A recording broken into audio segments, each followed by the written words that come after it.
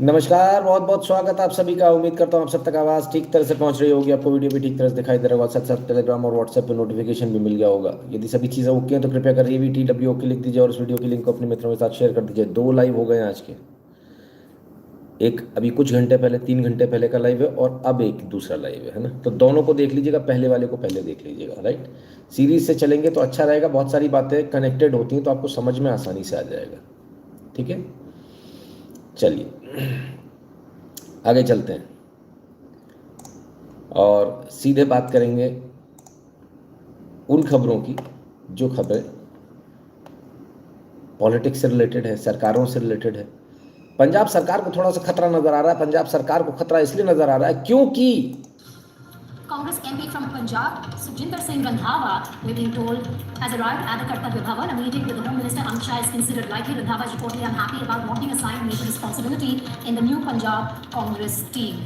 What could this mean is the big question, given that the Punjab elections are coming up. These are fresh rumblings perhaps that we're seeing, even as the Congress is gearing up for the elections in Punjab. You have a Congress MP who is now at Kartavya Bhavan, and we're being told that there could be a meeting, a likely meeting with the Home Minister. This comes after he wasn't given an important role in the new Punjab. सुबह सुबह हंगामा हो गया।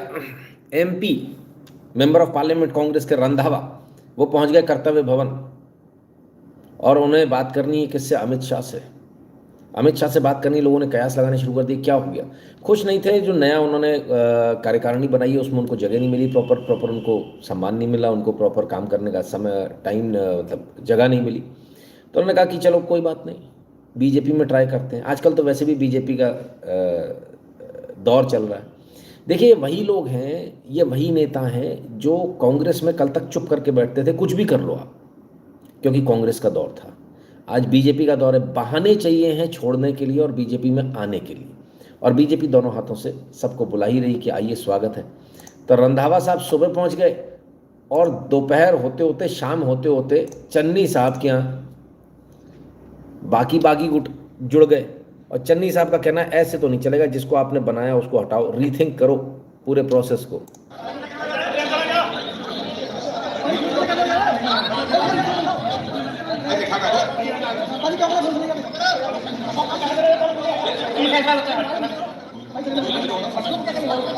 जी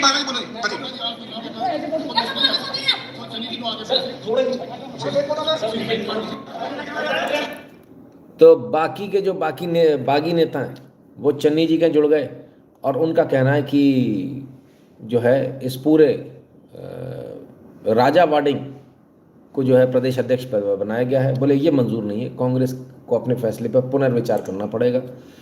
सारे बागी विधायक विधायक बोल रहे हैं, सारे बागी नेता जो हैं चन्नी के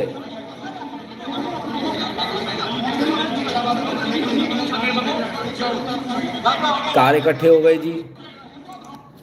तो ये जो है गहमा गहमी चलती रही और इस गहमा गहमी के बीच एक ही चीज़ है, और वो ये कि अब कांग्रेस के लिए राह मुश्किल होने वाली है।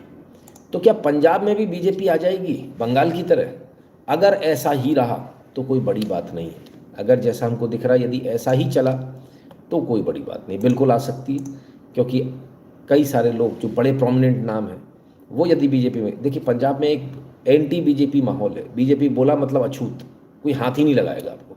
लेकिन जब कांग्रेस जैसी बड़ी पार्टी के नेता टूट कर आते हैं तो एक फ़र्क पड़ता है। हालांकि पहले कैप्टन अमरिंदर सिंह भी आए थे, बीच में नाराज़ हो गए थे, वापस जाने का भी उनका चल रहा था, लेकिन अब मेरे ख्याल से वो जाएंगे नहीं। लेकिन कायदा क्या बोलता है? कायदा ये बोलता है जब ज़्यादा लोग छोड़कर आएँ तो आप वापस चले जाओ, क्योंकि यहाँ तो अब आपकी वक्त होनी नहीं है, तो वहाँ ज़रूर हो जाएगी।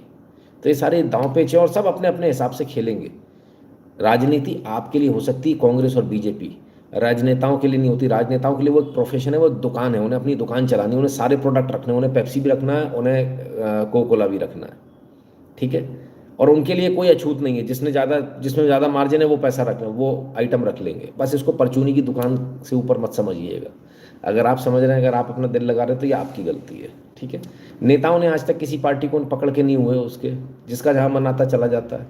तो फिर आप काहे के लिए इतने पगला रहे हो एक ही पार्टी के पीछे, या एक कोई भी, कांग्रेस हो, बीजेपी हो, सपा हो, बसपा हो, किसी भी पार्टी से आप आते हो।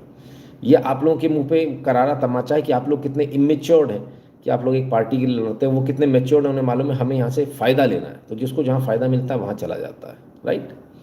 नवीन जी आइए, स्वागत है। Seems all the dollar dried up in opposition party. हाँ, पैसा पूरा ख़त्म हो चुका है और आना भी बहुत मुश्किल है।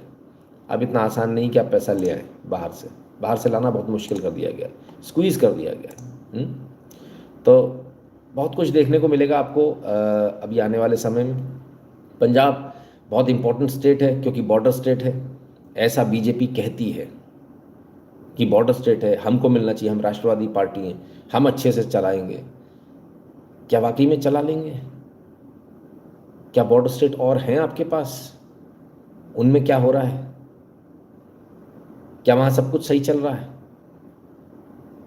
पहले वहाँ के क्रेडेंशियल देखे जाए या यहाँ के देखे जाए, उससे भी बड़ी बात है कि क्या जनता, पंजाब की जनता बीजेपी को वोट करेगी? क्योंकि ये एक बहुत बड़ा सवाल है। जो लोग हमेशा से बीजेपी को गाली देते हैं, क्या वो एकदम से यू टर्न ले लेंगे? तो जहाँ तक सवाल उठता है इस बात का कि उनकी ईगो अटकी होगी, तो नहीं, पंजाब में ऐसा कुछ नहीं है। अगर हवा चलेगी तो बिल्कुल वही बंगाल वाला हिसाब है, बस यहाँ थोड़ी सी हेकड़ी ज़्यादा है। सेम बंगाल जैसा हाल है, जहाँ की हवा चलेगी वहाँ वोट गिरेंगे, और हेकड़ी बस थोड़ी सी ज़्यादा है कि असी ए कर देंगे, असी ओ कर देंगे, वो जो चलता है तो बस वो उतना चलेगा। और उसमें कुछ नहीं है। देखो, बीजेपी को और मोदी को और अमित शाह को, उनको मालूम है वोट लेना तो हाथ जोड़ो और अपना काम निकालो। वो सत्ता में ऐसे ही नहीं बैठेंगे, उन्हें मालूम है बाद में सबको सही कर लेंगे। एक बार जीतने के बाद फिर तो सबकी टाई टाई फिश कर देंगे, राइट। चलिए आगे चलते हैं। सरकार का एक फैसला आया, इसे अच्छा या बुरा आप बताइए। ईपीएफ में बेसिक का 12% देना अब ज़रूरी नहीं, बस 1800 रुपये दें। तो कर्मचारियों के लिए अब ऐच्छिक हो गया। कर्मचारी और कंपनी जो है अपनी इच्छा से 1800 रुपये दे सकते हैं मिनिमम। पहले 12% था, 12% देना, उन्होंने उसको ख़त्म कर दिया, बोले नहीं आप 1800 रुपये दे दो। अब इससे क्या होगा? इससे दो चीज़ें होंगी। पहले नंबर पर अगर आप 1800 रुपये देंगे तो आपके हाथ में जो कैश इन हैंड आनी है तनख्वाह, वो बढ़ जाएगी, तो आपको फील गुड हो जाएगा आज की तारीख में, है ना। दूसरी तरफ क्या होगा? दूसरी तरफ ये होगा, मतलब तनख्वाह आपको ज़्यादा मिल रही है तो यूल बी हैप्पी कि छोड़ो यार वहाँ कहाँ जाना। लेकिन दूसरी तरफ एक सबसे बड़ा नुकसान ये होगा कि आपका ईपीएफ का जो खाता है उसमें कम पैसा रहेगा, आपको कम ब्याज मिलेगा, और बुरे वक्त के लिए जो आप पैसा रखते थे वो पैसा अब नहीं रहेगा, क्योंकि वो पैसा इतना फंसा हुआ रहता था, उसको इतनी आसानी से आप निकाल नहीं सकते थे। और ईपीएफ जो है वो यूजुअली बिल्कुल बहुत मुसीबत में आदमी, या तो बेटी की शादी में, या उसके ऊपर कोई विपत्ति आ जाती थी, या मकान बनाना होता था, बस इन 3 कामों में लेता था, इसके अलावा लेता नहीं था, विड्रॉ नहीं करता था। अब वो विड्रॉ कैसे करेगा जब उसके पास सेविंग ही नहीं रहेगी? तो आपकी सेविंग खत्म हो जाएगी, एक बहुत बड़ा दिक्कत हो जाएगी। अच्छा या बुरा फैसला आप लोग कमेंट में बताइए कि आपको क्या लगता है, सही है या गलत है। जहाँ तक सवाल है कि सरकार ने ऐसा क्यों किया, सरकार ने ऐसा इसलिए किया क्योंकि महंगाई बढ़ गई है, तनख्वाह आपकी बढ़ा नहीं सकते। आपको लगेगा महंगाई ज़्यादा हो गई है तो आप ज़्यादा चपड़ करोगे, ज़्यादा चिल्लाओगे, तो उन्होंने एक ऑप्शन दे दिया कि आपके हाथ में कैश इन हैंड ज़्यादा आ जाए तो आप आराम से स्पेंडिंग करो, आपको ये एहसास नहीं होगा कि महंगाई हो गई है, क्योंकि आपको लगेगा मेरी तनख्वाह बढ़ गई, बढ़ी नहीं, आपकी सेविंग खत्म हो गई है ना। तो एक अच्छा आपके हिसाब से फैसला, मेरे ख्याल से मेरे जितने दर्शक सुन रहे हैं बिल्कुल मत कीजिएगा, आप तो अपना वही 12-13% का जो अंशदान है उसको जाने दीजिएगा, बल्कि और ज़्यादा कीजिएगा अपनी तरफ से। मैं जितने भी मेरे से लोग पूछते हैं मैं उनसे हमेशा ही बोलता हूँ, आप पीएफ में थोड़ा पैसा एक्स्ट्रा डालिए, मत पड़िए इस चक्कर में कि एम्प्लॉयर कितना डाल रहा है, ना ना ना, आप उससे एक्स्ट्रा डालिए। पहली बात तो 8.5% के आसपास का रेट ऑफ इंटरेस्ट है जो कहीं नहीं मिलेगा आपको। दूसरी बात, सबसे सिक्योर्ड है, ठीक है ना। और तीसरी बात, ये पैसा ऐसा पैसा है जो जमा है, जाम है, इसे आप आसानी से नहीं निकाल सकते, बस यही सबसे अच्छी बात है इसकी। कोई भी पैसा अगर आपको प्लानिंग करनी है फैमिली की या फाइनेंशियल प्लानिंग करनी है, हमेशा उसमें से एक बड़ा हिस्सा ऐसा डाला कीजिए जिसे आप आसानी से नहीं निकाल पाएँ, क्योंकि आसानी से निकल सकता होगा तो छोटी मोटी आपको जरा सा भी दर्द होगा ना, फट से उठा के गोली अगर सामने रखी फट से खा लोगे पेन किलर। जब नहीं है बाजार से लेकर आनी तब आप क्या करते हो, छोड़ो यार देखेंगे सही हो जाएगा, कल सुबह तक तो ठीक है, नहीं तो कल सुबह लेंगे दवा, ऐसे ही करते हो ना। तो बस थोड़ी सी दूरी बना लीजिए अपने पैसे से अपनी, ताकि वो पैसे को आप मिसयूज़ ना कर पाएँ। आपको नहीं पता आपका मिसयूज़ कर लेते हैं, लेकिन आप मिसयूज़ कर लेते हैं, राइट। किसी का जवाब नहीं आया, अच्छा है फैसला, बुरा है, पता नहीं कौन सी दुनिया में रहते हैं लोग। मोबाइल है लेकिन अंगूठा नहीं है।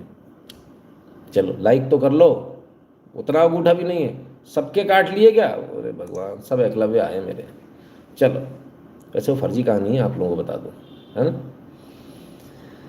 चलिए, 1 साल बस पासा ईपीएफ से पीडीपीएल के स्टाफ नहीं निकाल पा रहे, बहुत सारे और भी स्टाफ हो सकते हैं नहीं निकाल पा रहे, कुछ ना कुछ कारण होगा, है ना। वो तो आगे पीछे आपका ही है, कहीं ना कहीं तो काम आना ही है। तो ये ईपीएफ का कहानी है। आइए आगे चलते हैं। उधर सुप्रीम कोर्ट ने दिल्ली सरकार को झटका दे दिया। बिजली कंपनियों ने कैग ऑडिट, सरकार ने बिजली कंपनियों का कैग ऑडिट करने का आदेश दिया था। आप कहेंगे क्या मामला? 38,500 करोड़ की रेगुलेटरी एसेट्स का मामला है। रेगुलेटरी एसेट्स सुन के मत का मामला नहीं, ये तो अंग्रेजी भाषा में आपको समझाया गया है ताकि आपको समझ में ना आए। ऐसे शब्द इस्तेमाल कर दो जनता को पल्ले ही नहीं पड़े। ये 38,500 करोड़ रुपए वो रुपए हैं जो जनता से, इनका कहना है कि वसूले नहीं गए इसलिए वसूले जाने चाहिए। यानी आपका अगर ये कैग ऑडिट हो जाता, उसमें 38,500 करोड़ की या उससे ज़्यादा की खबर आ जाती कि 1 लाख करोड़ हमें जनता से लेने, तो आपके पास बिल एक्स्ट्रा आ जाएगा, है ना, कि भैया 10,000 का बिल भरो इस महीने, अभी 3 महीने आपको 10,000 का बिल भरना है क्योंकि आपका बकाया है। तो ये जो है नई जो सरकार आई है दिल्ली सरकार, उसने जो है ये कैग ऑडिट को दिया था। सुप्रीम कोर्ट ने मना कर दिया, रोक लगा दी, बोले नहीं ऐसे कैसे, इसमें तमाम सारा हो सकता है सब्सिडी वाला पैसा भी हो, तमाम सारा अन्य पैसा भी हो सकता है। कुल मिलाकर जनता के ऊपर जो भार पड़ने वाला था या जो बिल आपको बिल झटका देने वाला था, वो बिल अब आपको झटका नहीं दे पाएगा। सीधी सी बात ये। उदय कुमार जी कहते हैं फैसला अच्छा है, सरकारी अध्यापक प्राइवेट अध्यापक 10 गुने का अंतर। अरुण कुमार जी किसने कहा? सरकारी बनिए ना, कह रहा है आपसे प्राइवेट अध्यापक बनिए, हैं? फैसला सही नहीं है। अली सोरी जी कह रहे हैं club story is it fake, बता दिया एक बार में, बार बार थोड़ी बताते हैं, है ना। चलिए बहुत मूर्ख बनाएगा आपको, दबाकर मूर्ख बनाएगा, दबाकर, थोड़ा बहुत नहीं, है ना। आइए, संस्कृत पढ़ी नहीं है, संस्कृत में एक जरा सी मात्रा इधर से उधर कर दो अर्थ का अनर्थ हो जाता है, पॉजिटिव का नेगेटिव, नेगेटिव का पॉजिटिव हो जाता है, बस उसी का खेल है सारा। एक सज्जन कहते हैं फैसला अच्छा है, दूसरा कहते हैं फैसला सही नहीं है, 50-50 का टाइप हो गया और बाकी सारे अंगूठा मुंह में दबा के लाइव देख रहे हैं, तो इसलिए उनसे कुछ कह नहीं सकते। नो बेबी तुम निकालना मत, रोने लोगे सुबह सुबह, अड़ोसी पड़ोसी से बोले हैं क्या हो गया, क्यों रो रहा है बच्चा? नहीं ठीक है, चलिए आगे चलते हैं। सरकार बहुत सख्त है, जहाँ जहाँ गलत है साहब, सब जगह जो है, ओ हो एमडीए सील कर दी, सील।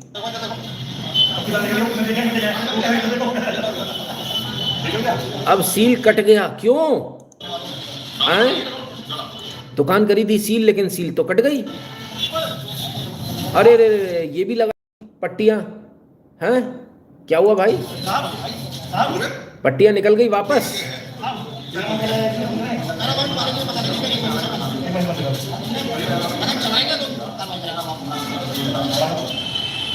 सीलिंग की कार्रवाई चल रही थी और पता चला कि अचानक से सीलिंग की कार्रवाई रुक गई। मेरठ में डॉक्टर वीके सिंह जी कौन है? एक्स एसडीएम है। तो जैसी कोचिंग की सीलिंग हो रही है, तो कोचिंग की सीलिंग करने गए थे, ऐसा क्या हो गया सारी कोचिंग तो सील कर दी, इस पे ऐसा क्या हुआ? कहीं से फोन होना आया कुछ, तो सारी सील, वो जो लिखा था सील, उस पर लगाया क्रॉस, पट्टियां जो लगाई थी उसे घड़ी करी वापस, चुपचाप दबे पांव बिल्ली की तरह वापस लौट गए। चलो सही है। 2012 में एसडीएम रह चुके हैं डॉक्टर वीके सिंह साहब का यूपी की सत्ता में जलवा है, सभी परिचित के हैं। एक फ़ोन घुमाया और सब सारे अधिकारी वापस। मेरठ में 50 से ज़्यादा कोचिंग सेंटर सील हो चुके, लेकिन इनका सील नहीं हुआ। हो रहा था, लेकिन उसके बाद में फिर वापस उनको याद आया कि हमसे गलती हो रही है, ऐसा हमें करना नहीं है। बाकी तो आप समझ ही रहे होंगे। गजब, एकदम इतनी ईमानदारी से चलती है सरकार भाई साहब, किसी की कोई पहुंच नहीं, सुनवाई नहीं होती किसी की, कोई जुगाड़ नहीं चलती इस सरकार में। हाँ, कोई करप्शन नहीं है, कोई जुगाड़ नहीं, कोई ये नहीं क्या फ़ोन लगा दो काम हो जाएगा। पहले जैसी बात नहीं है जैसे अखिलेश सरकार में, कांग्रेस सरकार में और बसपा सरकार में हो जाता था कि आपकी जान पहचान है तो आपके लिए अलग कानून है दुनिया। नहीं, यहाँ सबके लिए एक बराबर कानून है, एकदम बराबर। आप कोई बने रहो भाई साहब, योगी जी को जानते हो, काम नहीं होगा आपका, हैं? अच्छा, लोग ऐसा बताते हैं तो मैं तो सिर्फ सुनता हूँ। चलिए, खर्चे पानी का नहीं है अरुण कुमार जी, मामला सीधे सीधे योगी जी से रिलेटेड है, वहाँ से ऊपर से आदेश हैं, खर्चे पानी का नहीं, ये बिना जान पहचान के नहीं होगा। आइए आगे चलते। एक हवाई जहाज रखा हुआ है बिकने के लिए, आए? हाँ क्यों? हवाई जहाज क्यों दिखा रहा हूँ सुबह सुबह?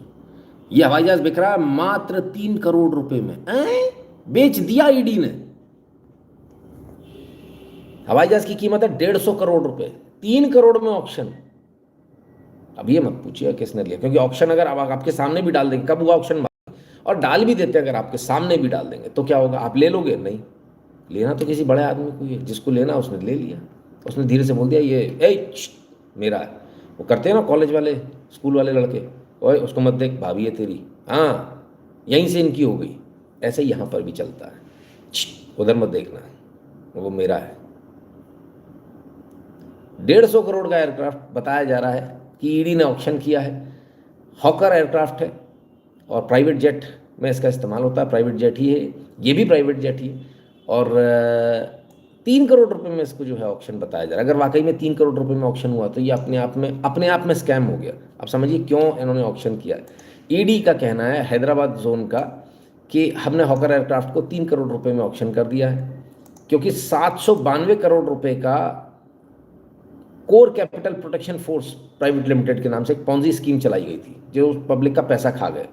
तो उनका कहना है कि हमने इसको ऑक्शन कर दिया। 2025 में अभी इसको एयरपोर्ट पर जो है राजीव गांधी इंटरनेशनल एयरपोर्ट पर इसको सीज किया गया था, मतलब वहाँ पर उसको सील कर दिया गया था, रख दिया गया था। अब उनका कहना है रख रखे तो ख़राब हो जाएगा, तो उसको जल्दी बेचो, किसी को ज़रूरत होगी प्राइवेट जेट की, तो बेच दिया 3 करोड़ में। हमको दे देते, हम खरीद लेते भाई 3 करोड़ में, कहीं से ले आते पैसे बैंक से उधारी करके, फिर बेच देते दोबारा 75, 80, 100 करोड़ में। नहीं, गजब अंधेर है साहब, कमाल कर दिया। तो उनका कहना है कि इससे जो पैसा आएगा वो जिन लोगों के पैसे डूबे उनको मिलेगा। तो ये घोटाला किया था, घोटाला किया था capital protection force private limited ने। और मुझे लगता है यहाँ ईडी घोटाला कर गई भाई। 3 करोड़ में, 3 करोड़ में ये वाला हवाई जहाज, जरा पता करना ये हॉकर एयरक्राफ्ट कितने का है भाई। 800A इसका जो मॉडल है वो है, जरा देखो कितने का आ रहा है। गजब अंदर, वो भी प्राइवेट जेट है ये। हाँ, अंदर पूरा कस्टमाइज्ड है, तो बेयर पे मत लगाना, कस्टमाइजेशन का कौन देगा पैसा। जितना हवाई जहाज उतने का ही कस्टमाइजेशन भी हो गया। कबाड़ वाला parts will fetch more money, हाँ पक्की बात है, पक्की बात है। अगर आप पार्ट्स खोल खोल के बेच दोगे तो भी इसका भाव ज़्यादा निकलेगा। चलिए आगे चलते हैं।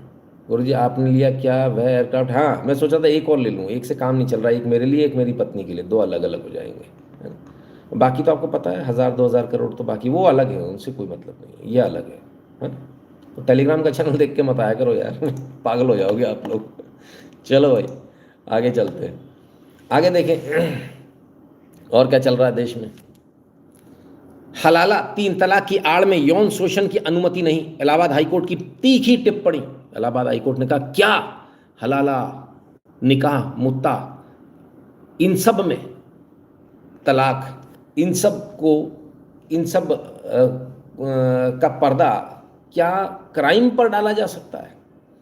नाबालिग बच्चे के साथ किसी भी प्रकार का यौन संबंध बनाना यौनाचार में आता है, और ये एक गंभीर क्राइम है पॉक्सो के तहत। ये बहुत लंबी बहस चल रही है, पिछले 2-3 साल से चल रही है, हम भी इस मुद्दे को कंटिन्यूस उठा रहे हैं कि अब धर्म के नाम पर आप अलग कैसे कर दोगे कानून को। क्रिमिनल कानून है भाई, आप अलग कैसे कर दोगे? क्रिमिनल कानून सारे कानूनों को सुपरसीड करता है। कल आप बोल दोगे 302 मेरे हैं, तो वो नहीं है, और ऐसा कर रहे हैं। फॉरेन वॉरेन में ऐसा होता है, वो कह देते हैं साहब हमने मर्डर कर दिया, बोले उसने ऐसा कहा था तो हमारी किताब में लिखा है, और वो मान भी लेते, बोले हाँ उनके में लिखा है तो ऐसा सही है ना। पर भारत में अब तक चल रहा था, पर क्या अब चलेगा? इलाहाबाद हाईकोर्ट ने तल्ख टिप्पणी करी है। उन्होंने जस्टिस तरुण सक्सेना की खंडपीठ थी, उन्होंने पीड़िता के पूर्व पति चाचा मौलाना समेत अन्य आरोपियों की याचिकाएं खारिज कर दी। कोर्ट ने कहा कि व्यक्तिगत कानून, पर्सनल लॉ, अपराधों को के आड़ में अपराधों को संरक्षण नहीं दिया जा सकता। इसको समझिए। अब हुआ क्या जरा समझ लीजिए। ये एक बच्ची थी जो 15 साल की थी, अजहर नवाज से इसका निकाह हुआ था। अजहर नवाज से निकाह होने के बाद अजहर नवाज ने जो है इसको 3 तलाक दे दिया। इसके बाद जो है अजहर नवाज से दोबारा विवाह करने के निकाह करने के लिए इसको हलाला कराना पड़ा, तो मौलाना कय्यूम के पास हलाला कराने गई है। अजहर नवाज ने कुछ सालों बाद फिर से इसको 3 तलाक दे दिया, तलाक तलाक तलाक बोल के। अब इस बार जो है अजहर के जो भाई हैं शहनवाज चौधरी और उनके रिश्तेदार हाकिम निशात, तो ये आ गए, इन्होंने बोला हलाला हम कर देंगे, काय के लिए बाहर जाना है। तो इन सब ने मिलकर उसका गैंगरेप कर दिया, उसको जान से मारने की धमकी दे दी, बोले अगर किसी से बोली तो। मामला जो है बाहर निकला और मामला हाई कोर्ट पहुंचा, तो हाई कोर्ट में जो है उनका कहना है कि ये हलाला नहीं कहलाएगा, ये गैंगरेप कहलाएगा, और गैंगरेप में जो है किसी भी प्रकार से माइनर के गैंगरेप में कोई रियायत हम नहीं करेंगे। तो ये मामला अभी जो आपको बहुत छोटा दिख रहा है, शायद कहीं न्यूज़ दिखी नहीं होगी आपको, ये मामला कल बहुत बड़ा होने वाला है, इसको लिख लीजिएगा, और सब जगह न्यूज़ बनेगा, और हो सकता है कि सड़कों पर भी लोग दिखें इसको लेकर। दिखना तो नहीं चाहिए कायदे से, पर दिखेंगे। ठीक है, तो वो कहेंगे हमारे मज़हब में आप दखल दे रहे हो। मौलाना ऐसे बुद्धू बना देगा, है ना। कोई मुसलमान है क्या हमारे यहाँ? सबसे पहला कमेंट उन्हीं का था जिन्होंने कहा था आप सुबह आ गए। अब सतलाह कोई है, ABD, हाँ शायद, अगर मैं गलत नहीं हूँ तो मुस्लिम है। तो मैं इसलिए पूछ रहा हूँ मुसलमान की, कोई मुसलमान है तो मैं उनकी राय जानना चाहता हूँ कि उनका क्या कहना है। क्या ये सही है कि पॉक्सो एक्ट की धारा लगनी चाहिए इसमें? और अब तलाह, अच्छा ओके, तो अब तलाह जी, क्या ये सही है कि पॉक्सो की धारा लगनी चाहिए, या फिर आप ये कहोगे कि नहीं, पर्सनल लॉ के तहत जो है कोई बच्ची के साथ अगर कोई 3 तलाक करता है तो उसको हलाला और ये सब से उसको गुजरना पड़ेगा? मेरे ख्याल से तो 18 साल की जब उम्र है शादी की, तो उससे नीचे तो होनी नहीं चाहिए। पर क्या हलाला और इसमें ये कानून लागू होना चाहिए पॉक्सो का, या फिर पर्सनल लॉ होना चाहिए? Yes it's applicable. नहीं तो कौन सा लॉ आप मानोगे? सरकारी दखल इसे मानोगे, या कहोगे कि नहीं हमारा जो है ये सरकार ने सही किया है, या फिर आप ये कहोगे कि नहीं हम पर्सनल लॉ के साथ जाएंगे? और भी कोई मुस्लिम हो वो भी लिख सकते हैं, ऐसा नहीं कि कोई एक ही व्यक्ति, जो भी मुस्लिम है आप अपनी राय यहाँ दे सकते हैं। तो ये एक अपने आप में एक मुद्दा बनेगा, पक्का मुद्दा बनेगा, क्योंकि कोर्ट इसमें पीछे हटेगा नहीं, क्योंकि बहुत लंबे समय से ये प्रेशर बनता चला आ रहा है।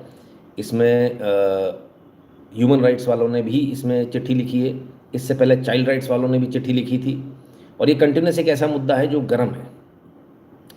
हलाला इज़ नॉट मैंशनड इन अल हदीस शरीफ, so it is with the law, no शरीयत इज अलाउड इन दिस। हैं, तो ये तो इलीगल हो गया, फिर पूरा इलीगल हो गया। अरे बाप रे, तो इनको बंद करना चाहिए, मौलवियों को, इन तमाम सारे लोगों को इनको जानकारी देनी चाहिए, भाई साहब ये नहीं है, इसमें आप गलत पढ़ा रहे हो लोगों को। ओहो नवीन जी पूछ रहे in contrast in Hindu marriage man will be, man को उल्टा टांग दिया जाएगा। तू बोल तो सही, 3 तलाक। तलाक सोचते ही आदमी पहले जाके पानी पीता है, गलत सपना आ गया, सॉरी गलती हो गई, पैर छूकर आता है। महिलाओं को जितने अंट शंट अधिकार हिंदू मैरिज एक्ट में, मतलब महिला मास्टर है और उसका गुलाम है पति, कानून की अगर बात करें तो इतने अंट शंट कानून दे रखे हैं, इतने अधिकार दे रखे हैं, भाई चू भी नहीं कर सकते तुम तो। पता है आपको, मैं बता देता हूँ, आपके पास में 3 प्लॉट हैं, आपने 3 प्लॉट खरीदे अपनी अपने उससे परिश्रम से, आपके पैसे से। पैसे बचाने के लिए आपने 2 प्लॉट की रजिस्ट्री अपनी पत्नी के नाम से करा दी, तीसरा प्लॉट बचा हुआ, अब आपका डाइवोर्स का केस चल गया, आप कोर्ट में गए, तो कोर्ट में वो पत्नी क्या कहेगी मालूम है? वो कहेगी ये तो मेरे हैं, ये मेरा स्त्री धन है, तो ये 2 तो मेरे हो गए, एक जो बचा हुआ ना उसमें मुझे हिस्सा चाहिए आधा। तो बाबू तुम एकदम निपट जाओगे, थैंक यू नहीं बोलोगे सरकारों को जिन्होंने ऐसे कानून बनाए, ऐसे बेहतरीन कानून बनाए हैं तुम्हारी वाट लगाने के लिए। गजब हालत है, इतना अंधेर। मैं कहता हूँ सरकार को समय आ गया कि कानून बदलने की ज़रूरत है। शादी के समय आप डिसाइड कीजिए, जैसा मुस्लिम्स में होता है कि कितना पैसा लेन देन होगा, अभी हो रहा है, लिख कर करो भाई, कोई लफड़ा नहीं, इतना पैसा हम दे रहे हैं, और अगर शादी नहीं होती तो कितना ये हमें वापस होगा, प्लस इसके अलावा हमें कितना पैसा और मिलेगा। There has to be a barrier, enough is enough, है ना, कि भाई हमने 5 लाख में शादी तय करी, 10 लाख में करी, 15 लाख में करी, नहीं चली शादी तो इतना पैसा देंगे। उसमें चाहो तो आप साल भी डाल दो कि अगर 1 साल के अंदर हुआ तो 5 लाख देंगे, अगर 10 साल बाद तलाक होता तो 50 लाख देंगे। कि भाई लॉयल्टी बेनिफिट्स भी तो डालोगे ना, अगली बंदी आपके साथ 10 साल रही और एक दिन में चली गई, तो दोनों का फ़र्क नहीं आ जाएगा? सरकार पहले दिन पूरी पेंशन देती है? नहीं देती। कब देती है बस समझ लो। हिंदू मैन डेड शोषण वुमन फ्रॉम 5,000 साल से, इनका भी तो हुआ है शोषण, मैं तो ये तो भूल ही गया, इनके शोषण की तो कोई बात ही नहीं कर रहा। सारी महिलाएं आज मुझसे गुस्सा होने वाली है। बिल्कुल मत हो, क्योंकि आप अपने घर में अच्छे से रह रही हो तभी मेरा लाइव देख रही हो, नहीं तो मेरे जैसा आदमी पसंद ही नहीं आता महिलाओं को, गलत महिलाओं, गलत महिला ही नहीं, गलत पुरुष को भी। किसी ने आपको टेस्टिंग करनी ना, शादी करनी है ना, मेरा लाइव भेज देना कि ना इसको सुनो, और लड़की पलट कर अगर ये बोल दे अरे कौन बकवास आदमी है, बकवास, मत करना शादी, पक्का तुम पछताओगे। क्लियर है? उसी प्रकार से किसी लड़के से आपकी शादी होनी है, लड़के को लाइव भेज देना, ये वाला पकड़ो जरा, अरे कहना अरे बेकार आदमी बकवास है, कैसी बातें करता, मत करना, वो पक्का बेवड़ा राणबाज सब होगा वो।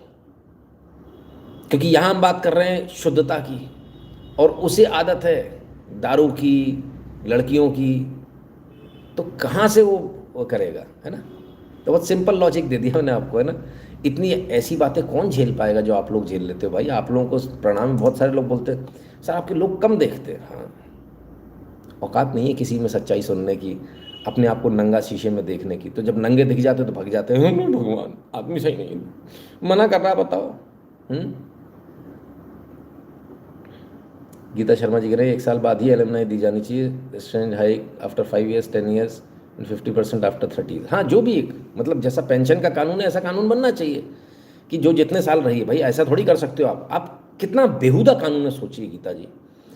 एक औरत आई, 1 दिन रही, और उसका सेम, उसको उतने ही अधिकार दिए गए जो 30 साल साथ में रही है। ऐसे कैसे हो जाएगा? एक महिला ने अपने 30 साल की तपस्या करी किसी के साथ में, 30 साल उस रिश्ते को निभाया है, अब जाकर टूटा जो पहले दिन टूटना था। 30 साल तक उसने उसको रिश्ते को चलाया है, आप उसको वैल्यू नहीं करोगे तो गलत है। ऐसा नहीं, उसमें बोनस होना चाहिए, डेफिनेटली बहुत फ़र्क होना चाहिए, ज़मीन आसमान का फ़र्क होना चाहिए। 1 साल के अंदर और 1 साल के बाहर, और एक महीने भर के अंदर हो जाए तो उसमें तो कुछ नहीं देना चाहिए, उसमें उल्टी पेनल्टी लगानी चाहिए कि तुम मजाक करने आए क्यों थे, है ना? सच सुनना भगवान को पाना मुश्किल है सर, बिल्कुल सही बात है, सच सुनना आसान नहीं है। आइए हलाला की बात कर रहे थे इधर। इंस्टाग्राम, हम बहुत पहले इंस्टाग्राम की कहानी देखिए क्या हुआ।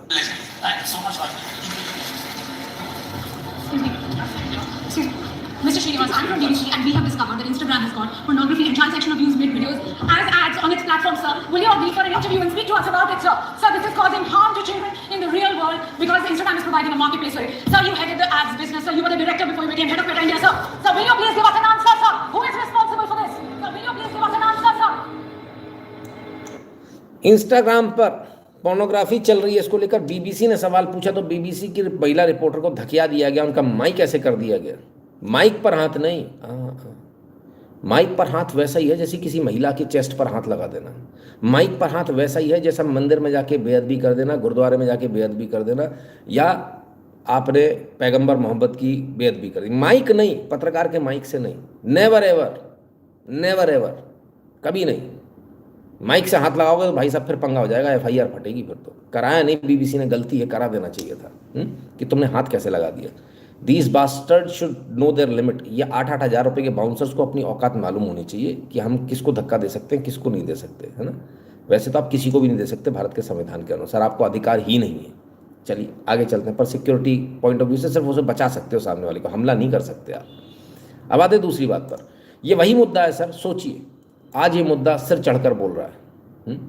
ये वही मुद्दा है जिस मुद्दे को लेकर रात को कोई आता है और पिछले 3-4 साल पहले से उस मुद्दे को उठा रहा है कि इंस्टाग्राम, एक्स, सारे प्लेटफॉर्म्स पर ये चीज़ आपको देखने को मिल रही, बार बार लगातार बच्चों के वीडियोस, चाइल्ड पोर्नोग्राफी, इसको परोस रहा है।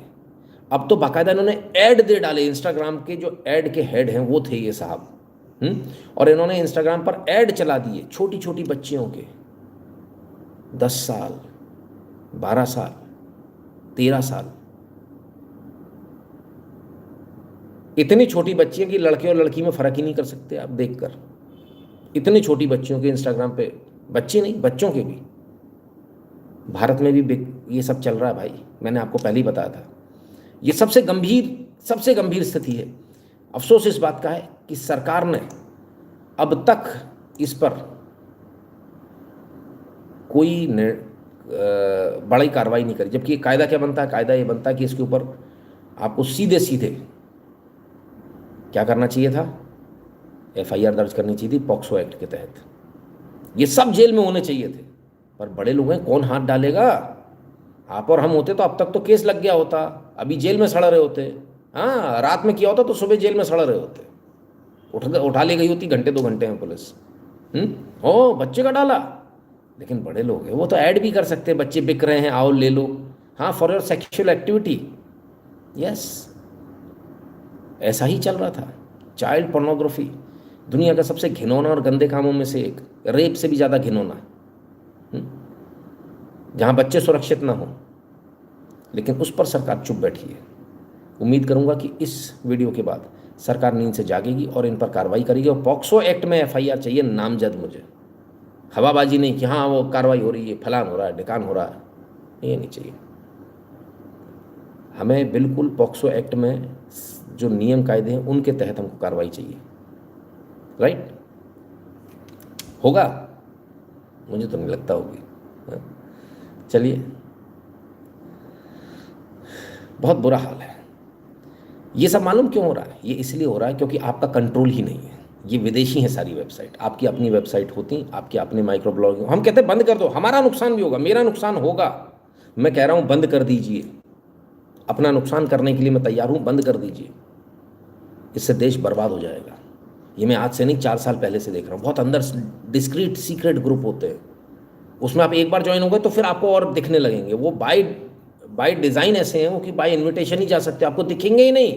सेम लिंक आप कॉपी करके अपने आप पोस्ट कर दोगे, नहीं दिखेगा, वो सिर्फ उन्हीं लोगों को दिखेंगे। और इतनी गंद है जो आप सोच भी नहीं सकते, कल्पना नहीं कर सकते। गलती से मुझे किसी मेरे फॉलोअर ने एक बार लिंक भेजी थी, मुझे बोले सर इसको देखो आप, ये बहुत गंभीर मामला है। और मैं हैरान रह गया, एप्स्टीन तो बच्चा है जो आप लोग इतने दिनों से एप्स्टीन चिल्ला रहे हो, है ना। तब मैंने बहुत जोर शोर से इस बात को उठाया था, क्योंकि मैं खुद डिस्टर्ब हो गया था बहुत बुरी तरह से ये सारी चीज़ें देखकर कि क्या चल रहा है। और चल रहा है साहब, अब तो ऐड पे आ गए हो, अब तो खुल्लम खुल्ला ऐड कर रहे हैं, बढ़िया है। One thing can happen in your life will be blocked. हाँ, लाइफ ब्लॉक हो सकता है, ये हो सकता है, करेक्ट, यही हो सकता है। बहुत बुरी स्थिति है सर। इन लोगों पर मेटा और ये जितने भी अन्य हैं, इन पर शिकंजा कसना बहुत ज़रूरी है, आप लोग समझिए। और शिकंजा इन्होंने किस लिए शिकंजा कसा? ये अपने कानून लिया। हम बोले तो ये पोस्ट डिलीट कर दो, वो वाला अकाउंट ब्लॉक कर दो। इतने छिछोरे लोग, इनकी सोच ही नहीं बड़ी है, ये कुछ कर ही नहीं पाते। ये सोचते बस हमारे खिलाफ कोई कुछ ना बोल दे उसको बंद कर दे। अरे मूर्खों, तुम्हें करना क्या, तुम कर क्या रहे हो? ठीक उल्टा कर रहे हो जो करना है उसका। जो बोलना बोलते रहने दो, हमें जो करना है हमें वो करना चाहिए ना। वो करने की हिम्मत ही नहीं है, अपने को बचा रहे हैं बस, कोई मेरे ऊपर गाली नहीं देते मुझे। अरे तुम्हें चप्पलें पड़ेंगी सर भाई, सड़क पर निकलोगे तो कहाँ तक बच पाओगे? लोग जूते में फटे हुए जूते पहना देंगे माला, तब क्या कर लोगे? क्या नहीं हुआ आज तक? पिछला इतिहास उठाकर देख लीजिए, हमेशा से होता है। लेकिन भाई इन पर कुछ नहीं होगा, इन पर कुछ नहीं होना। These people will go scot free, nobody is there कि इनको कोई पकड़े। बहुत अफसोसजनक है, दुख होता है देखकर कि क्या। चलिए साहब, दिक्कतें शुरू हो जाती हैं अगर जरा सी बात कर दो छोड़ते हैं, जाती हैं अगर जरा सी बात कर दो छोड़ते हैं। चलिए आगे चलते हैं। पसंद नहीं है सब यूट्यूब को, तो फिर काहे के लिए वो बात करें जो पसंद नहीं है। Does BBC didn't get their fair share? Probably कुछ ऐसा होगा जो उनके मन मर्जी नहीं हो रहा होगा, तभी आ गई बात बार, वरना आती नहीं। चलिए आगे चलते हैं। आगे चलने से पहले आपको याद दिला दें, www.nitinshukla.in पर आपको जाना है। वहाँ आपको QR कोड मिलेगा, उसे स्कैन कीजिएगा, अपने नाम और नंबर के साथ अपने अमाउंट, अपनी गुरु दक्षिणा को सेंड कर दीजिएगा। सोशल मीडिया के तमाम सारे प्रोफाइल मिलेंगे, इनको फॉलो कर लीजिएगा। टेलीग्राम और व्हाट्सएप के चैनल से ध्यान से जुड़ जाएगा। और जो भारत के बाहर है वो पेट्रियन और पेपाल वाला बटन दबाकर अपना अपना पेमेंट कर देगा, टैक्स करें। अब आगे अहमदाबाद से बड़ी अजीब हुई गरीब खबर आ रही है। अहमदाबाद में कुछ लोगों को गिरफ्तार किया गया है। गिरफ्तार करने का कारण ये है, ये वेल का वॉमिट है, वेल की उल्टी। हाँ सही सुना आपने, इसकी कीमत 1.8 करोड़ रुपए इतने से की। वेल की उल्टी जो है वाइल्ड लाइफ प्रोटेक्शन एक्ट के तहत प्रोटेक्टेड आइटम है। ये बेचने के लिए आए थे, इसको पकड़े गए। वेल की उल्टी किस काम में आती है भाई? अरे लफड़े में पड़ गए।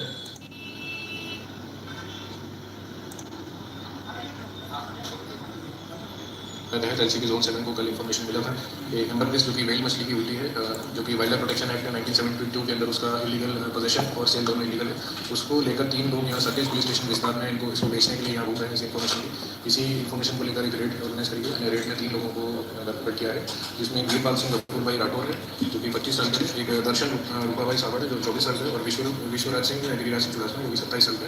ये तीनों ग्रेजुएट हैं और इनकी जब जब्ती की गई उसमें 1 किलो 830 ग्राम अपना ये मिला है एम्बरफिश। इसकी मार्केट वैल्यू 1 CR 82,330 रुपीज़ इतनी होती है, और एक मोबाइल फ़ोन भी रिकवर किया गया। और ये एम्बरफिश मोरबी से एक हसमुख पटेल नाम के व्यक्ति से लाए थे और यहाँ पर ये इसको बेचने के लिए एक सेलर ढूंढ रहे थे, और इसी दौरान एलसीबी ने इनकी धरपकड़ की। चलो साहब, इन्होंने भी डायरेक्ट नहीं लाया, इनके पास भी कहीं मोरबी से कहीं से आया, बिकता हुआ चला रहा था ये। अरे गजब हो गया साहब, क्या है, किस काम में आता भाई, कोई बताएगा जरा, गूगल करना भैया, ये क्या है? सौंदर्य प्रसाधन बनाने में काम में आता, हाँ ऐसे ही सुना मैंने। क्या गजब की चीज़ें, उल्टी पॉटी सूसू, ये सबसे सौंदर्य प्रसाधन बनते हैं। Thus nearby India there are whales, no idea, होंगी तो समुद्र चारों तरफ लगा हुआ है तो आसपास हो सकती हैं, क्या मालूम। पर भाई बिक रहा है, ले रहे हैं लोग। आइए आगे चलते हैं, ज़रा यहाँ देखें क्या हाल है। डॉक्टर साहब भाग रहे हैं, जनता पीछे पीछे। क्यों दौड़ रहे हैं भाई, आप लोग क्यों दौड़ रहे हैं? कौन भाग रहा है?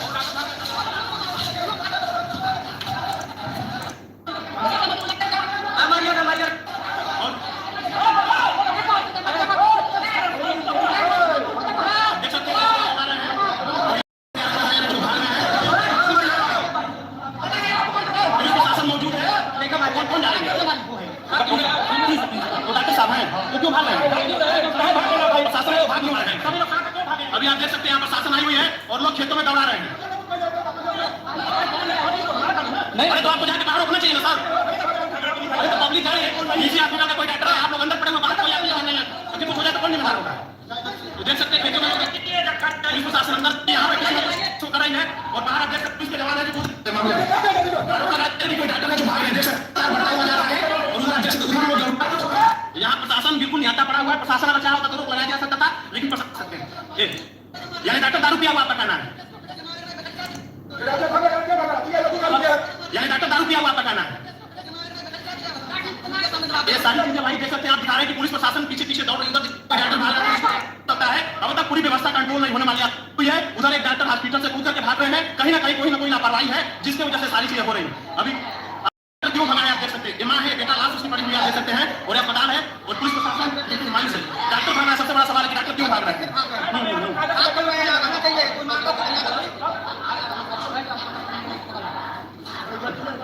अभी स्थिति हम कंट्रोल होती हुई जा रही है। पुलिस प्रशासन क्या कर पाता है, नहीं कर पाता है। पूरी पब्लिक यहाँ से अंदर से दौड़ करके बाहर चली गई डॉक्टर साहब को पकड़ने, और वो डॉक्टर की टीम नहीं पहुंची, कम से कम 1 घंटा से ज्यादा हो गया। अभी मीडिया को भी यहाँ पे आए हुए 10 लोग आए हैं, लेकिन कुछ नहीं दिख पा रहा है, कुछ को दिखा रहे हैं। ये प्रशासन का गेट है, ये जो गए हैं जिसको दौड़ाते हुए लोग गए हैं।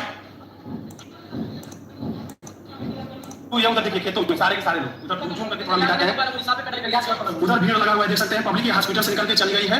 अब डॉक्टर साहब है, कोई भाग रहे थे, अगर सही तो भागे क्यों, बड़ा सवाल बना हुआ है। और ये अस्पताल, तो एक बच्चे का इलाज हो रहा था, डॉक्टर साहब ने पूरा प्रयास किया कि बच्चे को बचाया जाए, पर लाख प्रयास के बावजूद वो बचा नहीं पाए, बच्चे की मृत्यु हो गई। हर दवा की लिमिटेशन है, कहते हैं डॉक्टर भगवान होता नहीं है, उसकी अपनी लिमिटेशन है। बचा सके बचा पाएगा तो बचा पाएगा, नहीं बचा पाएगा तो नहीं बचा पाएगा। चलिए, लेकिन अब जनता पीछे दौड़ पड़ी डॉक्टर के, बचा कैसे नहीं, मारो इसको। तो डॉक्टर साहब आगे आगे भाग रहे, जनता पीछे पीछे। कुछ लोगों का ये भी कहना कि डॉक्टर शराब पिए हुआ था। अगर डॉक्टर शराब पिए हुआ था तभी भी ऐसे दौड़ कर आप पीछे पड़ के लिंचिंग नहीं कर सकते किसी की, ये गलत है ना, उसको कानून के हवाले करना चाहिए। हाँ, गुस्से में मारपीट तो होगी क्योंकि भाई आपने किसी की जान ली है अगर शराब पिए तो, और अगर शराब नहीं पिए तो ये बिल्कुल ही बेहूदगी है जनता के द्वारा। और ऐसे तो कोई डॉक्टर आपके इलाज करने नहीं आएगा boss, nobody is gonna come, ठीक है। अब आप दौड़ रहे हो पीछे पीछे, कहीं इधर कहीं उधर। CHC है ये, सुकरौली का, कुशीनगर का। ये सांप के काटने की घटना थी, इसमें इस बच्चे की मृत्यु हो जाती है। तो सांप के काटने में अब क्या कहें, इलाज कैसे हुआ क्या नहीं हुआ भगवान ही मालिक है। बट मुझे एक चीज़ समझ में आती है, जनता इतने रोष में आ कैसे सकती है, किस आधार पर आ सकती है। आपने कब कहा हमें डॉक्टर्स, क्वालिफाइड डॉक्टर चाहिए, प्रॉपर पढ़े लिखे डॉक्टर चाहिए? आपने कब कहा? ऐसी आवाज़ तो आपने कभी नहीं उठाई। आपने कब कहा? जब पुल गिरता आप लोग चिल्लाते हो, हंगामा करते हो, किस हक से बोलते हो? आपने कब कहा कि हमें पढ़े लिखे डॉक्टर्स चाहिए, इर्रेस्पेक्टिव ऑफ कास्ट, क्रीड और रिलीजन? हमें पढ़े लिखे लोग चाहिए, आपने कभी नहीं कहा। नेता भी जब आप चुनते हो तो आप अपनी जात का चुनते हो, तो इसमें दोष किसका है? सोचिए आप, ये सब होगा, है ना? कम पढ़े लिखे लोग आपके पास आएंगे, आपका इलाज करेंगे, फिर आपको परेशानी होगी। पुल बनाएंगे, पुल गिरेंगे, फिर आपको परेशानी होगी। और आपका जो देश का जो टैलेंट है वो किसी भी रिलीजन ऑफ कास्ट, क्रीड और इर्रेस्पेक्टिव ऑफ कास्ट, क्रीड और religion, they will be settling abroad, वो बाहर चले जाएंगे।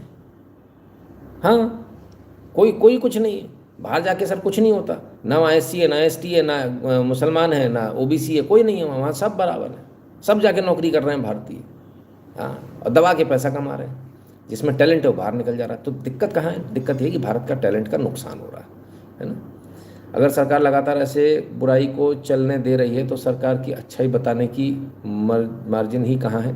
अगर पैटर्न देखना ज़रूरी है तो इनकी मंशा ही देश हित प्रथम नहीं। युग रतन जी करें। अच्छा, सरकार, राष्ट्रहित, देश हित, चूरन चाटो, सो जाओ जाके। हाँ, सरकारें करेंगी।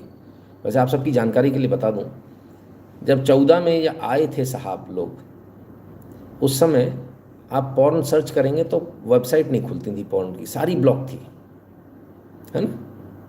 जो ब्लॉक्ड वेबसाइट थी, अब जरा उनको खोल कर देखिए। बाद में क्या हुआ? 19 के बाद ये हुआ, रात के खुलेंगी 2 बजे से 4 बजे के बीच, या 1 बजे से 4 बजे, जो भी टाइम पर रात को खुलती थी, दिन में नहीं, दिन में ब्लॉक। अब चाहे दिन हो चाहे रात हो, आप कभी भी खोल लीजिए, अब खुल रही है। क्यों? पहले आए थे तो राष्ट्रवाद आपसे कराना था, फिर आप थोड़े से ढीले पड़े तो उन्होंने जो घंटे 2 घंटे आपके थोड़े बिजी कर दिए रात को, अब पूरा दिन आपको बिजी कर दिया। सवाल मत पूछो ना यार तुम, नहीं तुम सवाल पूछोगे, झंडा लेके चल रहे हो तब तक ठीक है, नहीं तो उसके बाद में फिर पॉर्न वॉर्न में बिजी हो जाओ। गलत तो नहीं कह रहा हूँ? जरा बताना भाई कमेंट करके अगर मेरी बात गलत है तो। उल्टी of well is band, what about cow? नहीं, काऊ का तो सर सब कुछ बैन है। गलत तो नहीं कर रहा मैं?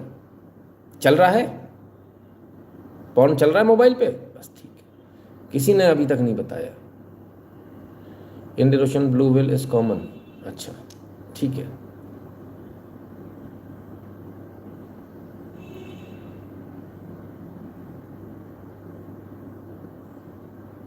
राम कौरव जी कह रहे हैं सांप काटने से मौत हुई, नहीं किसी भी कारण से हो, एक्सीडेंट से भी हुई है तो भी डॉक्टर की थोड़ी जिम्मेदारी हो जाएगी सर। अपना प्रयास कर सकता है, दुनिया में कोई डॉक्टर नहीं चाहता मेरा पेशेंट मरे। लालची हो सकता है डॉक्टर, ये कभी नहीं चाहेगा मेरा पेशेंट मरे, कभी नहीं चाहेगा, है ना? तो ये चलिए आगे चलते हैं। किसी ने बताया ही नहीं, कमेंट ही नहीं करते लोग।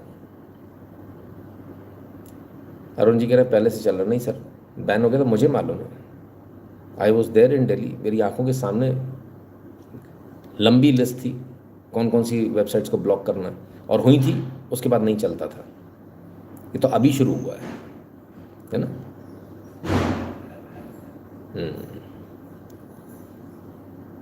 चलिए, तो ये जो नज़ारा देखा आपने, ये देखा आपने डॉक्टर्स डे पर, उस दिन दौड़ाया था इनको। चलिए आगे चलें। एक मुस्लिम महिला है, कुछ आपसे मदद मांग रही हैं। मैं नसरीन खान सांगा बोल रही हूँ। मैं अपने फार्म पे पिपलिया फार्म किछा में मौजूद हूँ। कोई लोग आए हैं जो कांग्रेस के हैं और वो कोशिश कर रहे हैं मेरे फार्म का कब्जा वाड्रा फैमिली को दिलवा दें। मैं मुख्यमंत्री से रिक्वेस्ट करती हूँ, यहाँ का प्रशासन साथ नहीं दे रहा है मेरा, मुझे न्याय दिला, मेरे गेट के बाहर खड़े हैं, वो वाड्रा फैमिली को मेरे फार्म का कब्जा दिलाने आए। मैं नसरीन खान सांगा बोल रही हूँ। नसरीन खान सांगा अकेली महिला है, इनका बहुत बड़ा फार्म है, बहुत सुंदर फार्म है। उस फार्म को किसी की निगाह लग गई। अब वो जो निगाह लग गई है वो लोग कब्जा करने आ गए। पुलिस इनकी मदद नहीं कर रही है। अब ये हैं तो मुसलमान, किसको दिलाना है? वाड्रा को दिलाना है, वाड्रा फैमिली। अब ये हैं तो मुसलमान, पर हम इनके साथ हैं। सरकार इनके साथ है क्या? नहीं होगी। आप कहेंगे क्यों? मैं कह रहा हूँ इसलिए क्योंकि मामला फिर राजनीतिक हो जाएगा ना। ये राजनीति में नहीं है। एमएलए साहब आए हैं कांग्रेस के कब्जा दिलाने, किसके साथ हो आप? क्या ऐसे अवैध कब्जे होने चाहिए? क्या कानून के तहत काम होगा या अवैध रूप से होगा? अगर आप कानूनी दायरे में हैं तो जाइए, कानून के तहत अपना वहाँ से कुर्की का नोटिस लेकर आइए, कब्जे का नोटिस लेकर आइए और फिर कब्जा कीजिए, और उसमें आपको पुलिस की मदद मिलेगी। कोर्ट का नाजिर साथ में लेकर आइए। किसने मना किया? ऐसे तो नहीं, ये तो गलत है। तो मैं तो भाई, बहुत सारे लोगों को लगा इनमें मुसलमान दिख रहा होगा, हमको इनमें मुसलमान नहीं दिख रहा, हमको इनमें एक बेचारी बूढ़ी महिला दिख रही है, वो कल आपकी माँ भी हो सकती है। तो नसरीन जी आप बोलो तो भेजूँ मैं किसी को? बोलो सुक्खा पंडित को भेजूँ? अरे सब अभी सेट कर देगा सुक्खा पंडित हमारा। हाँ, यह है सुक्खा पंडित।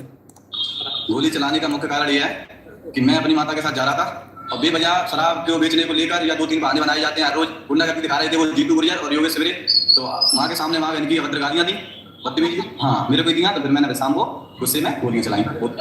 सुक्खा पंडित शिवम वाजपेयी, डीडी नगर। उसके बाद हम वाजपेयी, सुक्खा पंडित शिवम वाजपेयी, सुक्खा पंडित शिवम वाजपेयी, डीडी नगर। उसके बाद हम भाग गए और बस निवेदन यही है गवर्नमेंट से कि आगे समझे कोई गालीबाजी माफी ना थी। तो बस निवेदन यही है गवर्नमेंट से कि आगे समझे कोई गालीबाजी माफी ना थी। आई शाबाश, चंबल से आ रहा है छोरा, बिल्कुल एकदम सीधा। माँ की गाली थी तो लगे फायर, तोते उड़ा दिए जो शराब के अवैध ठेके चला रहे थे, उनके शराब के माफिया से लड़ गया अकेला। माँ की गाली क्यों थी बे? गाली देने पे गोली चल जाती, पता नहीं है क्या? चंबल है ये। चलो भाई, तो नसरीन जी भेज दें क्या? आप तो बोलो। सुक्खा पंडित तो तैयार है, सुक्खा पंडित जैसे बहुत सारे तैयार हैं। गजब है भाई, गाली देने पे गोली। सही है, पुलिस नहीं सुन रही होगी, और काय को पुलिस का इंतजार करे? अपने में सक्षम है भाई, सही चल रहा है एकदम। गजब भाई, गजब हालत है। आइए आगे चलते हैं, आपको एक रील दिखाते हैं। ऊपर रील नीचे रियल, रील और रियल एक साथ, माय गॉड।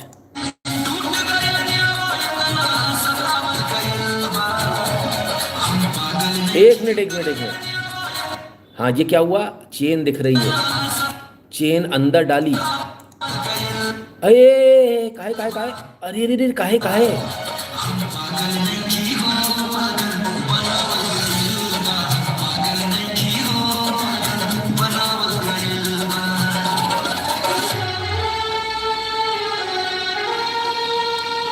छोटा इतना प्यारा सा बच्चा बच्ची जो भी है, गोलगप्पा ये लेटा हुआ, और अब मैडम गई है जेल। हो गया का। आप मेड हैं, घर में काम करती हैं। देहरादून के आईटी पार्क की निवासी महिला ने जो है, उसके घर में चोरी हुई 10 लाख के आसपास का, एक अंगूठी और एक चेन। तो उसने बोला नहीं दीदी मैंने नहीं लिया, आप ही के पास। उसको ये यकीन दिलाने की कोशिश करी कि आप भूल गई हो कहीं रख कर। दीदी आप भूल जाती हो, भूल गई हो। अरे बाप रे बाप, मुझे तो पता नहीं था भूलना इतनी बड़ी खतरनाक बीमारी, ऐसे लोग इसका इस्तेमाल करते हैं। नहीं, पैसा रख के कोई नहीं भूलता, रुपया रख के, है ना। बाकी चीज़ें भूल जाते हैं, इसको नहीं भूलते। खैर, तो उसने बोला दीदी आप भूल गई होगी, आपको याद नहीं है। ठीक है भाई। तो फिर क्या हुआ? दीदी ने भी कुछ नहीं बोला, चुपचाप काम कराती रही, कुछ नहीं। उसको शक तो पूरा था इसी ने लिया। वो उसको कंटिन्यूस इसके इंस्टाग्राम पर, इसके व्हाट्सएप स्टेटस को देखती रहती थी। व्हाट्सएप स्टेटस जैसे ही इसने डाला ये वाला गाने वाला, उसको चेन दिख गई अपनी। बोली अरे ये तो मेरी चेन है सोने की। खट से पुलिस को इन्फॉर्म किया और हो गया, कल्याण हो गया इनका। चलो, महिला वर्सेस महिला था इसलिए बच गए। अगर कहीं पुरुष होता तो तब क्या करते? तब कहाँ जाते?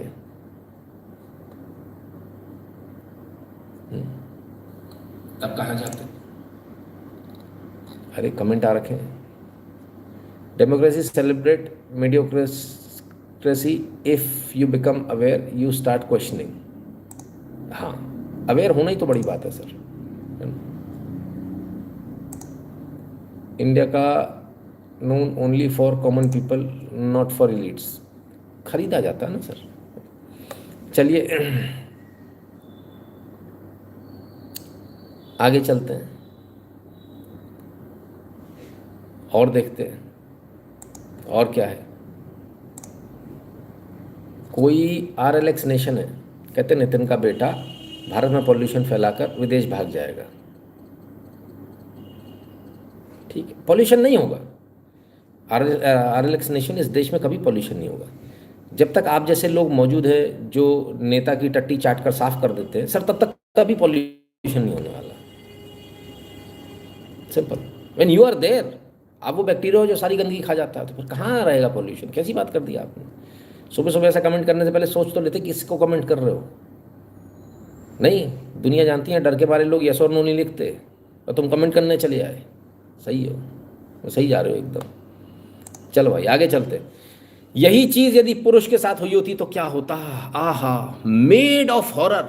Yes, domestic worker arrested after extortion bid fails. Wow,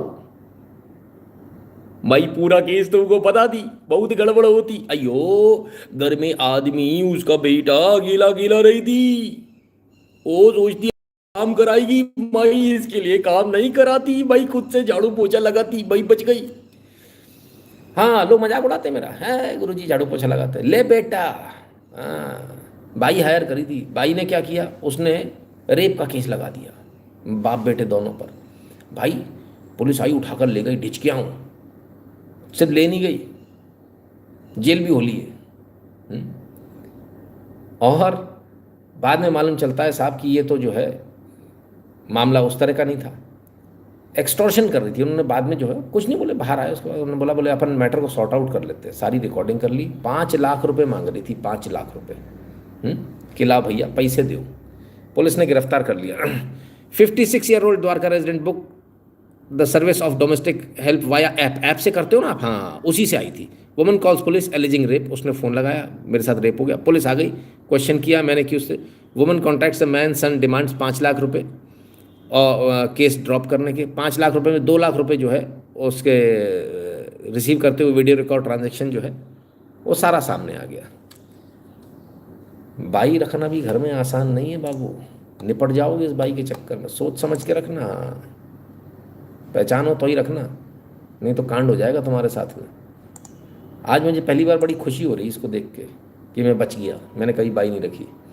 India is such a beautiful country with such a rich culture. What happened to our India nowadays? People, politicians, bureaucracy, judiciary have made such a rich cultured country nothing but hell. Absolutely, बिल्कुल कोई शर्म कोई लिहाज नहीं। फर्जी बलात्कार case लगा दिए, 5 लाख रुपए दो, जिसका जो मन कर रहा है।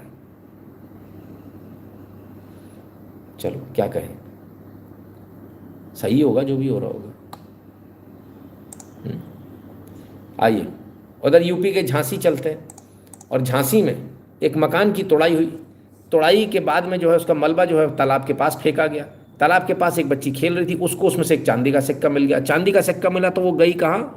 अपने घर, मुझे सिक्का मिला है। बस फिर क्या बात आग की तरह फैली। और मिलो, सबको मिल लो है, मिल गया सिक्का मिल गया। अरे भैया ए ठहर जा, हम आ रहे, रुक जा भैया, क्या कर रहा है?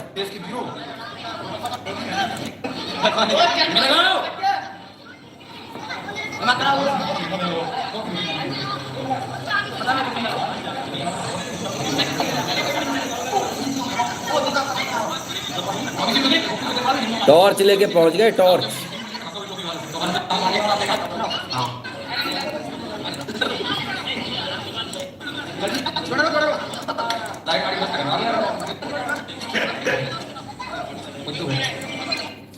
देख रहे हो देश की जनता, क्या गजब वेली जनता, मेहनत नहीं करनी कुछ नहीं, हराम का माल मिल जाए बस, दूसरे कैसे कुछ मिल जाए, इसका मिल जाए उसका मिल जाए। गजब क्या हो गया है देश को। ओफो, देख रहे हो राकेश शर्मा जी, आप कह रहे हो क्या हो गया है? ये हो गया है, सब हराम का माल चाहिए। चलो आगे चलते हैं। पर भारत की पुरानी जो आपने बात कही ना, एक पुरानी आपको गेम दिखाते हैं। ये गेम आपने शायद कभी देखा नहीं होगा, फिलहाल पंजाब में ये गेम हो रहा है। यूपी और बिहार के बीच में ये कंपटीशन है।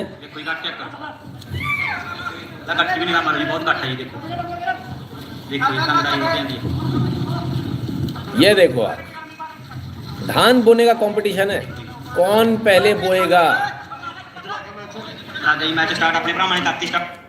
बहुत पहले इस प्रकार की जो कंपटीशन हुआ करते थे, मतलब खेती भी मजे मजे में होती थी। हंसी खुशी में। खेती भी एक गेम था कि कौन कितनी खेती करेगा, कौन कितना जुताई कर लेगा, कौन कितना बोलेगा। हाँ, ये खेती होती थी स्पीड में और बड़ा मज़ा आता था। इसके बाद सब बैठ के अभी खाना खाएंगे, है ना, गप मारेंगे। तो ये हमारे यहाँ का कल्चर है। लोग इसको भूल ही गए। ये हमारे यहाँ की गेम है। आजकल वीडियो गेम में टुक टुक टुक टुक टुक सब वीडियो गेम में लगे। अरे दादा, ये है गेम हमारे देश के। आप चाहो चाहे ना चाहो, आपको इसी पर आना पड़ेगा। नहीं आओगे तो जो आएगा वो पैसे कमाएगा, आप नहीं कमा पाओगे। समझ लो आप इसको। बताना मेरा काम है, मानना नहीं मानना आपकी इच्छा है। क्या कहें, गजब हालत है। आइए एक और चीज़ आपको दिखाते हैं, पुरानी। कहाँ की घटना है? बेलगावी, कर्नाटक के बेलगावी में एक पुरानी बावड़ी को दोबारा चालू कर लिया गया। वाह, क्या बात है। A remarkable piece of heritage has been restored in Karnataka's Belgavi district. A 300-year-old step well which had been buried under 300 साल पुराना बताया जा रहा है कि ऐसा स्टेप वेल बनाया था साहब। ये step well believed to इसको जो है पूरा क्लीन किया गया। क्लीन करने के बाद इसमें पानी भी निकल आया, 20 फीट पानी निकल आया। have been under residents. Local लोगों ने और एनएसएस के कार्यकर्ताओं ने मिलकर ये कार्य को किया। और ये देखिए, ये इसके बनने का स्टाइल देखिए। बताया जा रहा है कोई अब्दुल शाह, अली शाह किसी ने बनवाया था। लेकिन ये ऐसा कैसा बनाया है कि शिवलिंग के शेप का है ये? हाँ, ऐसे कैसे बना है? अब इसमें पानी वानी मिल गया है, लोगों ने जो है इसको साफ कर लिया है और लोगों को वहाँ पीने का पानी उपलब्ध है। 15वीं से 17वीं शताब्दी के बीच बनाया था। आदिल शाही की परिवार ने बनवाया था, उनकी डायनेस्टी ने बनवाया था, वैसे बताया जाता है। तो अब जो है ये पूरी तरह से चालू हालत में। देखिए किस तरह से इसमें से कचरा निकाला गया था, ज़रा देखिए। ये वो तरीका था। कितनी मुश्किल रही होगी इसको साफ़ करने में। गंदा करना बहुत आसान है सर, दोबारा साफ़ करना बहुत मुश्किल है। क्यों ऐसा करते हैं लोग? क्यों बंद कर दिया था इसको? अब तक समझ में नहीं आया। बहरहाल फ़िलहाल तो दोबारा चालू है, तो ये एक अच्छी खबर है। आइए आगे चलें, उससे पहले आपको याद दिला दें www.nitinshukla.in पर आपको जाना है। वहाँ आपको QR कोड मिलेगा, उसे स्कैन कीजिएगा, अपने नाम और नंबर के साथ अपने अमाउंट को सेंड कर दीजिएगा। सोशल मीडिया के तमाम सारे प्रोफाइल मिलेंगे, इनको फॉलो कर लीजिएगा। टेलीग्राम और व्हाट्सएप के चैनल से ध्यान से जुड़ जाएगा, दोनों फ्री हैं। और जो भारत के बाहर हैं वो पेट्रियन और पेपाल वाला बटन दबाकर अपना अपना पेमेंट करने का कष्ट करें।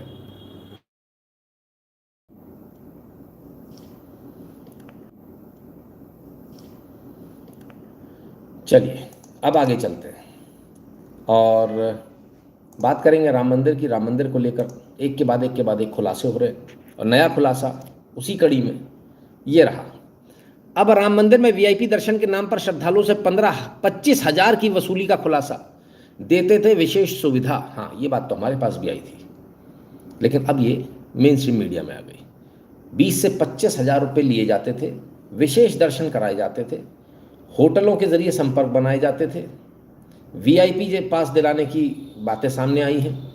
और बिल्कुल सही है, बहुत सारे लोगों ने मुझे बताया कि आप पैसे दो और दूसरे रास्ते से, बिल्कुल रास्ता ही दूसरा था, वीआईपी एंट्री वाला रास्ता ही दूसरा था, उस रास्ते से ही आप जाते थे, बिल्कुल अलग और बिल्कुल एकदम सीधे, वो रेलिंग के इस तरफ नहीं, रेलिंग के अंदर, और आप दर्शन करके आइए मस्त एकदम चकाचक, बढ़िया है। तो जिन लोगों ने भी किया, अब ये धीरे धीरे करके जो है सारी चीज़ें आ रही हैं सामने, और बहुत दुख होता है देखकर। बहुत गंभीर मामला है, राम मंदिर से रिलेटेड मामला है, और उसमें इस प्रकार की अनियमितता होना ही अपने आप में बहुत बड़ा दिक्कत का काम है। आइए आगे चलते हैं। उधर एक सज्जन का वीडियो वायरल हुआ है। चंपत राय को गरीब ब्राह्मण का श्राप लगेगा। राम मंदिर के पूर्व कर्मचारी का दावा, 20 से 30 हज़ार में मिलती थी नौकरी। अयोध्या में जो चोरी हुई है उसमें आउटसोर्सिंग के कर्मचारी रह चुके शिवांक त्रिपाठी ने बातचीत में बताया आज तक को कि रिश्वत मांगी जाती थी जो है नौकरी के लिए। तो इनकी बाइक भी चोरी हो गई थी, तो इन्होंने उसके लिए भी मदद मांगी थी चंपत राय से, उन्होंने मना कर दिया था, बोले कोई मदद नहीं। तो कहते हैं कि गरीब ब्राह्मणों का श्राप लगेगा।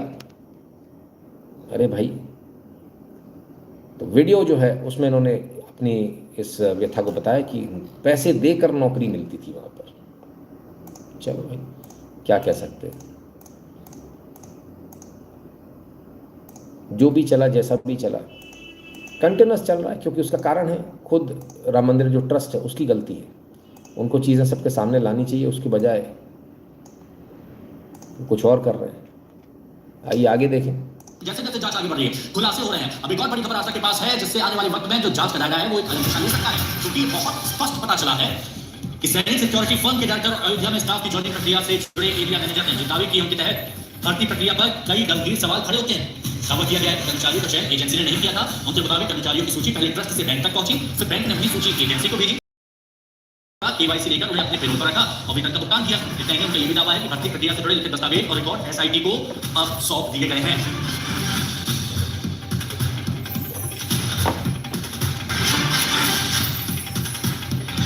गंभीर आरोप लग रहे हैं, और आरोप ये है कि जो एजेंसी है जिसने सिक्योरिटी के लोग रखे थे, अब उसका आरोप ये है, वो आरोप लगा रहा है कि हमने कोई भी आदमी अपनी तरफ से नहीं रखा, हमारे पास तो लिस्ट आती थी इनको रखना है, हम तो खाली उनका केवाईसी करा लेते थे कि भैया अपना आधार कार्ड पैन कार्ड दे दो, बात खत्म, और रख लिया। अरे शाबाश, न पुलिस वेरिफिकेशन न कुछ नहीं। और वहाँ से लिस्ट आई है, इन आदमियों को रखना, हमने रख लिया, और उन्हीं आदमियों को बैंक में भेज दिया जाता था।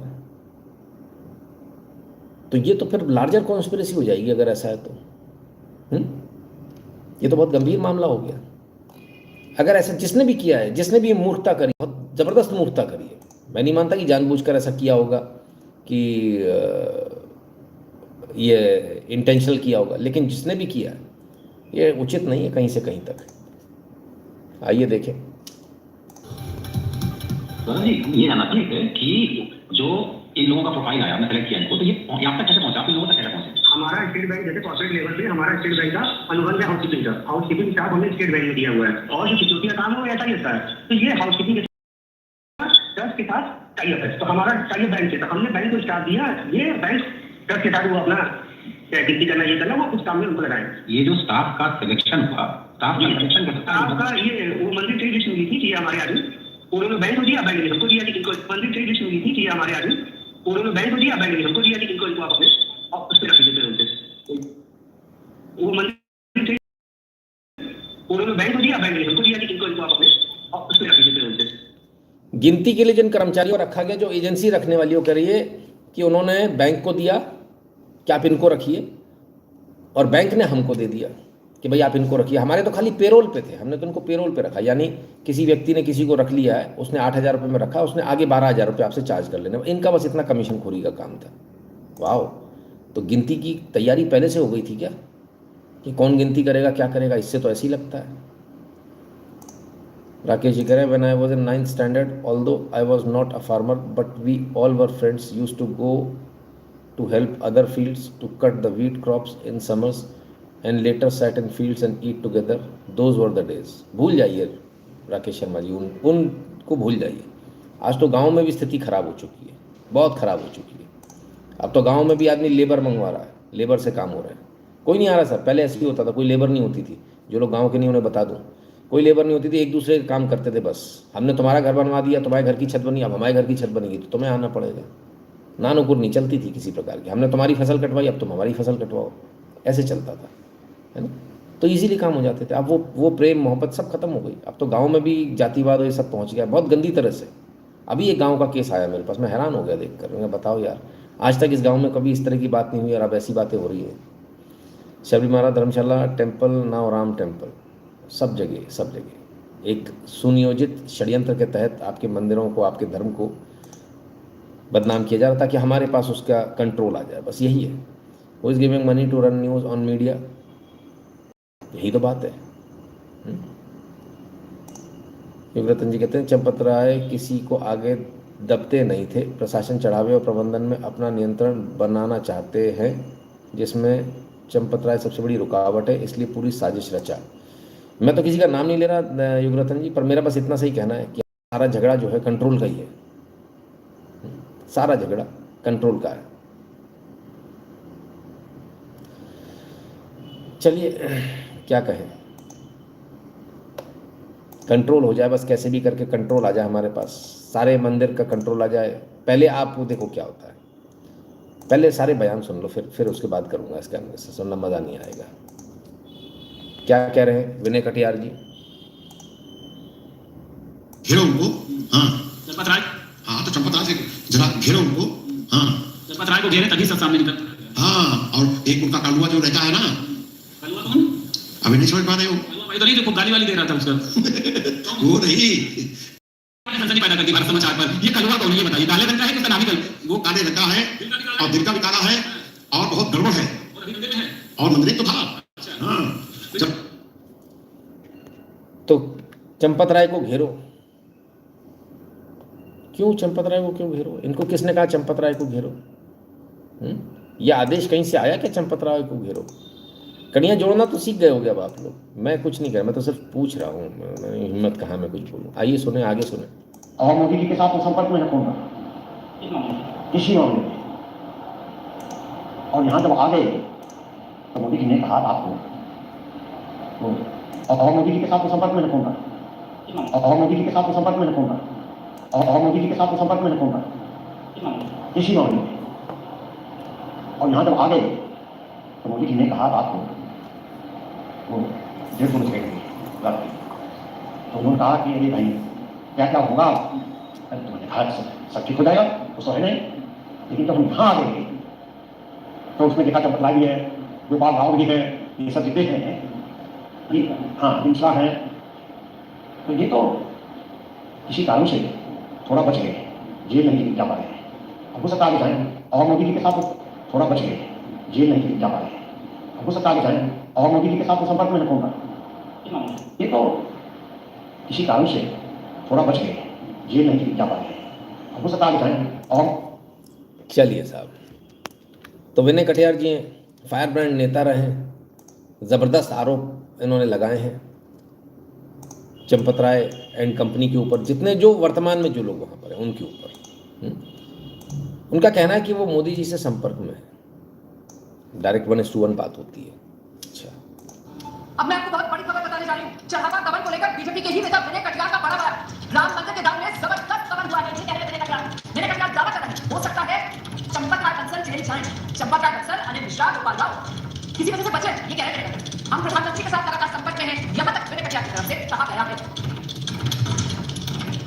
देखो बड़ी सीधी बात ये है, पैसा का कम हुआ, जबरदस्त दम हुआ है, जबरदस्त दम हुआ है, पैसा का कम हुआ, जबरदस्त दम हुआ है, पैसा का कम हुआ, जबरदस्त दम हुआ है। और हम तो जिसका कमल हो जाए तो वो तो आदमी ठीक माना जाए। हम तो रात को चल के यहाँ आ गए और मोदी जी के साथ संपर्क में रखूंगा। तो ज़बरदस्त गबन हुआ, उनका कहना थोड़ा बहुत नहीं, ज़बरदस्त। उफ़ो, बड़ी हवा दी जा रही है। हमें लगा कि इस मैटर को छुपाया जाएगा, पर यहाँ तो हवा दी जा रही है। यहाँ ये कहा जा रहा है बहुत ज़बरदस्त गबन है। भाई थोड़ा बहुत गबन नहीं है, भयंकर वाला गबन है। कह रहे हैं संपर्क में है सीधे पीएम साहब के। अच्छा ठीक। आज धीरेन्द्र शास्त्री बुलाए चोर को साले को। पंडित धीरेन्द्र शास्त्री कहते हैं कि अगर हम पर्ची खोलेंगे तो कई नाम बेनकाब हो जाएगा। ओह धीरेन्द्र शास्त्री, हमारी जरा बात कराओ, फिर हम बताओ जल्दी। खोलो जल्दी। धीरेन्द्र शास्त्री यार, धीरेन्द्र शास्त्री को तुमने नाम दे दिया तो कहा धीरेन्द्र शास्त्री बुलाए चोर को साले को। मालूम है धीरेन्द्र शास्त्री क्या है वो? तो हमारे साथ चलो यहाँ से दिल्ली तक। चोर आदमी का नाम क्यों नहीं लिए? तो कहा धीरेन्द्र शास्त्री बुलाए चोर। धीरेन्द्र शास्त्री को चोर बता दिया, पता नहीं चल क्या रहा है। चलिए पर अभी आगे चलते हैं। भैरव सेना संगठन ने आरोप लगाया है, देवभूमि भैरव वाहिनी, इनका आरोप है कि बद्रीनाथ मंदिर में भी जबरदस्त चोरी हो रही है। जो पैसा जो आ रहा है दान पात्र, उसमें से चोरी हो रही है। वहाँ के जो चेयरमैन है वो चोर है। ओ हो, यहाँ भी चोरी है, बद्रीनाथ में भी चोरी है, सब जगह बद्रीनाथ केदारनाथ सब जगह चोरी हो जाएगी, सब जगह चोरी हो जाएगी, क्योंकि अब चोरी का सीजन चल पड़ा है। चोरी का सीजन चल पड़ा है। देखो क्या होता है, जब कोई जमी हुई व्यवस्था होती है, उस व्यवस्था को जब हटाना होता तब क्या करते हैं अपन? सबसे पहले आप क्या करोगे? आप सोचोगे बचे चीज़ें, आप कभी नहीं बदल पाओगे। बदलने का एक सबसे पहले प्रक्रिया होती है। वो प्रक्रिया क्या? उथल पुथल कर दो, बिल्कुल सब तोड़ दो, सब खत्म कर दो। तो पहले आपका विश्वास, आपका सब कुछ तोड़ दिया जाएगा। फिर एकदम मसीहा की तरह हम आएंगे, आप अभी अगर हम आएंगे, हम कहेंगे मंदिर हमको चाहिए, अगर मैं बोलूँ नितिन शुक्ला को मंदिर चाहिए, तो आपको नहीं भरोसा होगा, आप कहोगे अरे ये तो बदमाश आदमी है, मंदिर का कंट्रोल चाह रहा है, पैसा चाह रहा है मंदिर का। हाँ, ऐसा नहीं। पहले हम सब चोर, इधर चोर उधर चोर, ये चोर वो चोर, पहले एक माहौल तैयार करेंगे पूरे देश के अंदर कि सब चोर हैं, देख रहे हो आपका पैसे की चोरी हो रही है। अब पैसे देने की इच्छा तो आपके अंदर आ गई है, अब आपको लगेगा हाँ यार ये चोर है। फिर धीरे से एक मांग उठवाऊंगा, डायरेक्ट नहीं, धीरे से मांग उठवाऊंगा कि भाई ऐसा वैसा कुछ नई अथॉरिटी बनाई जानी चाहिए, उसको दिया जाना चाहिए। हाँ, बात तो सही है। हाँ, उसमें आपके मन की ऊपरी तौर पर कुछ बातें कहला दी जाएंगी, अंदर भले ही ना हो, बाईलॉज में भले ही ना हो, पर हवा उड़ा दी जाएगी। अपने लोगों से मैं कह दूंगा तुम लोग जरा पोस्ट डाल दो कि इसमें मंदिर आ जाएगा तो सब कुछ सही हो जाएगा। आधिकारिक रूप से कुछ नहीं कहा जाएगा, आधिकारिक रूप से कुछ नहीं, मैं थोड़ी बोलूँगा। फिर एक कोई ट्रस्ट बना दिया जाएगा, कुछ बना दिया जाएगा, फिर उस ट्रस्ट में से मांग उठवा दी जाएगी कि इसका सर्वे सर्वा तो नितिन शुक्ला होना चाहिए। समझ में आ गया? ऐसे होता है काम, और आप सब बनोगे इसमें। चोर ने 1 रुपया भी दान नहीं दिया होगा, अब मैं क्या कहूँ। ठीक है ना? तो गजब है। और ऐसा नहीं है कि निगाह नहीं है, निगाह है बिल्कुल, एक एक चीज़ पर निगाह, क्या चल रहा है क्या नहीं चल रहा है। हाँ, चंपत राय जी से मांगा गया था कि तुम दे दो, उनने देने से मना कर दिया, बोले नहीं हम नहीं देंगे। किसको हम नाम नहीं लेंगे, कोई सज्जन पूछ रहे हैं कौन चाहता नहीं, हमें नहीं मालूम भैया, विपिन जी। हाँ, आप अंगूठा चूसो पहले जाके, अगर आप लाइव देखते हो तो आपको पता होना चाहिए, रोज़ थोड़ी बताएंगे। या तो फिर आप सुपारी लेकर आए हो मेरी कुछ लोगों से कि इसको निपटाएं, है ना? तो बात डेली हो रही है, जो साहब बयान दे रहे हैं वो सारे बयान बोल रहे हैं, हमारी बात होती है बिल्कुल, मतलब निगाह डेली है, पर डे वहाँ क्या हो रहा है। चंपत राय जी से मांगा गया था तुम दे दो ऐसा, उन्होंने मना कर दिया, बोले नहीं देंगे। हमने कहा था बिल्कुल नहीं देना चाहिए, लेकिन निगाह है। अच्छा, सही है, एकदम सही चल रहा है, बढ़िया। चलिए, क्या कहें, मेरा कहना एकदम स्पष्ट है, बिल्कुल स्पष्ट। और वो स्पष्ट इसलिए है क्योंकि आपको ये पता होना चाहिए, मंदिर जो हैं उनको, उनमें जो भी लोग बैठेंगे, पहली बात पैसा किसी का भी नहीं होगा, हिंदू सनातन धर्म का होगा। जैसा कहते हैं ना एक सनातन बोर्ड बनना चाहिए, हाँ, एक सनातन आप धर्म का बोर्ड बना दीजिए, उसमें चुनाव होंगे, और चुनाव में सामान्य व्यक्ति, जो हम जैसा व्यक्ति वोट करेगा वो 1 वोट कहला माना जाएगा। साधु संत वोट करेंगे उसकी वोट 5 हो जाएंगे। महामंडलेश्वर वोट करेंगे वो 10 वोट की वैल्यू रखेगा। शंकराचार्य वोट करेंगे या 10,000 मान लीजिए, शंकराचार्य वोट करेंगे वो 1 लाख माना जाएगा। वीटो पावर आप शंकराचार्य को दे सकते हो, अब चाहो तो, जितने शंकराचार्य। धर्म की बात धर्म तक रहनी चाहिए, धर्म के बाहर कानून पे नहीं जानी चाहिए, ऐसा मेरा मानना है। ठीक है ना? तो ऐसा कोई करेगा, सपने देखो सपने, अच्छा लगा ना? हाँ, जाओ पानी पी के सो जाओ। क्या कहें, गजब हालत है। आपके धर्म को सर बदनाम करने की बाकायदा सुपारी हो चुकी है। सब तरफ से माहौल क्रिएट किया जाएगा।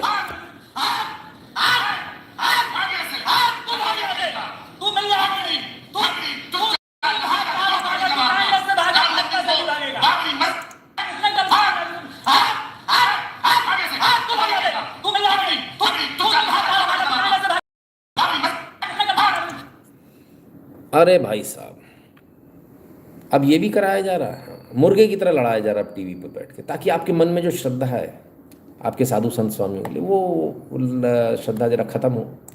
और जो सही लोग हैं उनको सरकारी लोग टाइप जो लोग हैं वो गाली दे देंगे, काम ख़त्म।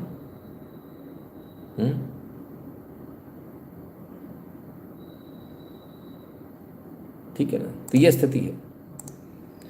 हिंदू का है तो हिंदू का रहेगा, सरकार का नहीं। एब्सोल्युटली, बिल्कुल कुमार साहब, इसमें पैसा आपका है, आप इसके मालिक हैं, है ना? कोई दूसरा मालिक नहीं होगा किसी भी मंदिर का, हिंदू मालिक है उसका, कोई सरकार नहीं, सेक्युलर सरकार नहीं। ना कोई नेता को तो पहले लात मार के भगाना, नेता मत घुसने देना इसमें, नहीं तो आपका धर्म खत्म हो जाएगा, अभी खत्म हो जाएगा, 10 साल के अंदर खत्म कर देंगे धर्म को। ऑलरेडी आपकी स्थिति बहुत बुरी कर दी है। आज आप मंदिर में कांग्रेस और बीजेपी देख रहे हो, आपकी स्थिति इतनी खराब हो गई। कांग्रेस ये तो हिंदू नहीं है, किसी दूसरी पार्टी का तो हिंदू नहीं है। धर्म और राजनीति को अलग रखो भाई। हाँ, सोचिए, वही हिंदू है जो बीजेपी का है। ये कंसेप्ट बड़ा गजब निकल आया भाई साहब, सही चल रहा है एकदम। Yesterday I was sitting with one of my pilot friend in discussing Indian politics. His stance was same. We do not have alternative for BJP. हाँ, ये तो आपको बताया गया, आपके दिमाग में भरा गया है, और उसका नतीजा भी दिखेगा आपको अभी आने वाले चुनाव में 29 में दिखेगा, बिल्कुल नतीजा दिखेगा, क्योंकि सबके दिमाग में एक चीज़ भर देगी, अरे नहीं तो कौन, नहीं तो कौन।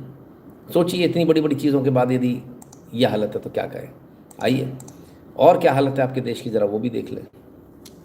ऑर्केस्ट्रा वाले हैं, समझ में आ ही रहे होंगे देख के, गाना सुनिए।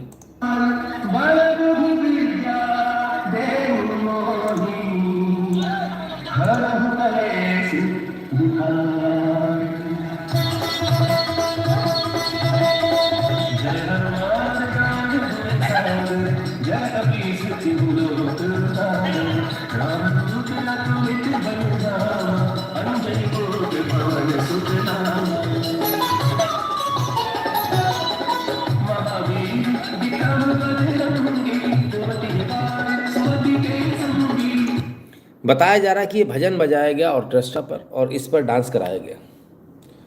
अगर ये सही है, अगर ये गाना सही है, ये ऊपर से डब नहीं किया गया, तो मेरी सरकार से मांग है कि सबसे पहले देखा जाए कौन है और इन लोगों के खिलाफ राष्ट्रीय सुरक्षा कानून के तहत कार्रवाई हो। ये जो बच्चियां नाच रही हैं, ये मुश्किल से 12-13 साल की लड़की है, इसमें से एक पॉक्सो एक्ट के तहत कार्रवाई हो और ये इंश्योर किया जाए कि ये बाकी बची हुई ज़िंदगी ये जेल में ही काटें। इससे बड़ी ब्लास्फेमी हो नहीं सकती, इससे बड़ी बदतमीज़ी हो नहीं सकती। क्या आप जीसस के या आप क्रिसमस के कैरोल्स पर आप ये गाना, ये नाच नचवा सकते हो? क्या आप आयतों पे ये नाच नचवा सकते हो? जब जवाब है नहीं, तो हिंदू धर्म के आरती के साथ ऐसा कैसे किया जा सकता है, वो भी बजरंगबली? बहुत ज़्यादा शर्मनाक है, बहुत ही ज़्यादा। क्या करें, पर देश में कुछ होगा? हम और आप चिल्लाते चिल्लाते मर जाएंगे, कुछ नहीं होने वाला। टोटी भी चोरी हुई है। अच्छा, मुझे आइडिया नहीं, चाहते कि टोटी कौन देगा? एडिट तो नहीं कर दिया किसी ने, एआई से तो नहीं बना दिया? देखना जरा, हाँ ठीक है ना। सतीश जी कह रहे हैं आपकी कला को शत प्रणाम। नहीं, मेरी कोई कला नहीं भाई साहब, भगवान जो कराते हैं हम तो वो कर देते हैं। चलिए आगे चलते हैं, आगे चलें उससे पहले आपको याद दिला दें, www.nitinshukla.in पर आपको जाना है, वहाँ आपको QR कोड मिलेगा, उससे स्कैन कीजिएगा, अपनी अपनी गुरु दक्षिणा सेंड कर दीजिएगा। सोशल मीडिया के तमाम सारे प्रोफाइल हैं, इनको फॉलो कर लीजिएगा। टेलीग्राम और व्हाट्सएप के चैनल से ध्यान से जुड़ जाएगा। जो भारत के बारे में पेटीएम और पेपाल वाला बंदा अपना पेमेंट करने का कष्ट करें। अब बात करेंगे वर्ल्ड न्यूज़ की, कुछ वर्ल्ड न्यूज़ भी ले लें। देखिए कितना समय लग जाता, पिछला लाइव कितने का था, शायद वो भी 1 घंटे का था, 2 घंटा 19 मिनट हो गए। इसको कवर करते करते अभी हमारे को लगभग 1.5 घंटा हो जाएगा, नहीं लगभग टोटल 2.5 घंटा हो जाएगा। So even 3 hours is less. चलिए आगे चलते हैं। और ईरान के supreme leader Ayatollah Ali Khamenei के पार्थिव शरीर को, यानी कॉफिन बॉक्स को, पब्लिक के सामने लाया गया है।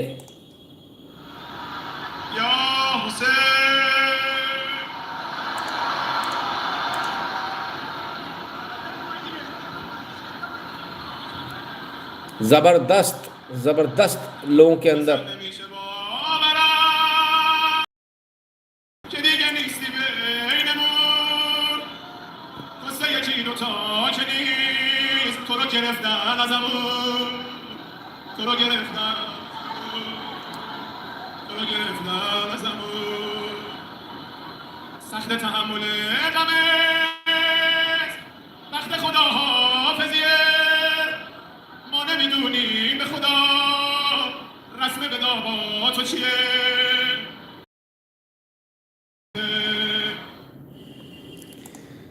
मैंने क्या कहा था, ये नंबर बन जाएंगे। मैं क्या कहा था, अमेरिका ने मार तो दिया लेकिन ये नए पैगंबर बन जाएंगे, कुछ ऐसा ही हालत हो गई। ईरान में लोग एकदम ऐसे निकल कर आए, पूछिए मत। सोचिए बॉडी को अब तक रखा गया था, कैसे रखा गया था, मेरे ख्याल से फरवरी में शायद इनकी मृत्यु हुई थी, तब से लेकर आज तक कि जब युद्ध खत्म होगा उसके बाद निकालेंगे कॉफिन को और तब जो है इनको आगे बढ़ाएंगे। मतलब कितनी बड़ी बात है। इनके फ्यूनरल में सभी देशों को न्योता दिया गया है। तेहरान ने सभी देशों को अंतिम यात्रा में आने के लिए सबको न्योता दिया है। सभी देश जो है आएँ और अपना जो लोग खमेनी में को अंतिम टाटा बाय बाय कहना चाहते हैं वो आएँ और उनके उसमें शामिल हों। कौन कौन गया? भारत से कोई गया क्या? गए।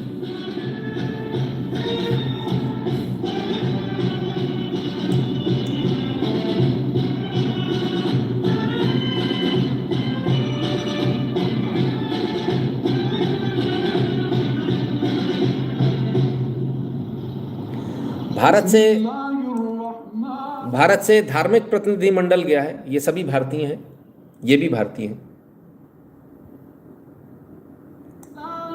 तो भारत सरकार से तो कोई नहीं गया, लेकिन भारत ने अपना धार्मिक प्रतिनिधि मंडल भेजा है। बुलाया तो सब सरकारों को है कि सभी सरकारें आएं, सभी देश के लोग आएं, पर हमारे यहाँ से लोगों को भेजा गया है, सरकार नहीं गई है।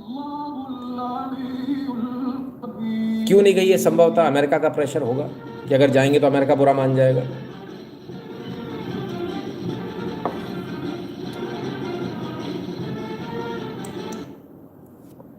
ये भगवे वाले भाई साहब को कोई जानता है क्या?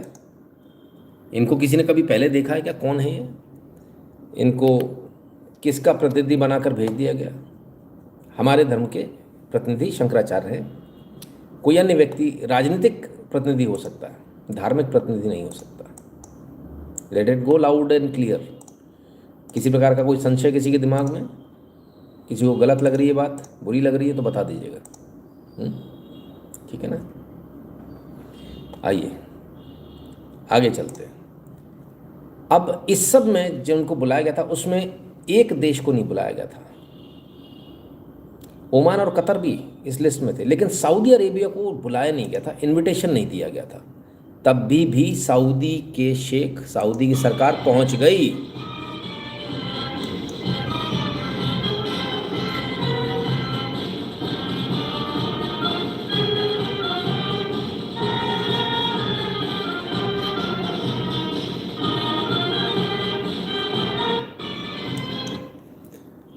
जिनको नहीं बुलाया वो पहुंच गए।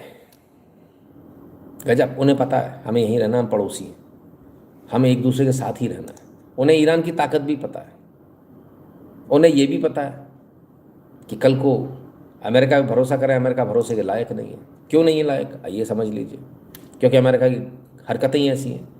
अब अमेरिका ने ये F-35 सबसे उन्नत विमान टर्की को बेचने का फैसला किया है। अरे बाप रे बाप, ये क्या हो गया? हाँ सही सुन रहे हैं आप। इजराइल और ग्रीस को बिल्कुल एकदम बड़ा वाला झटका लगा करंट का।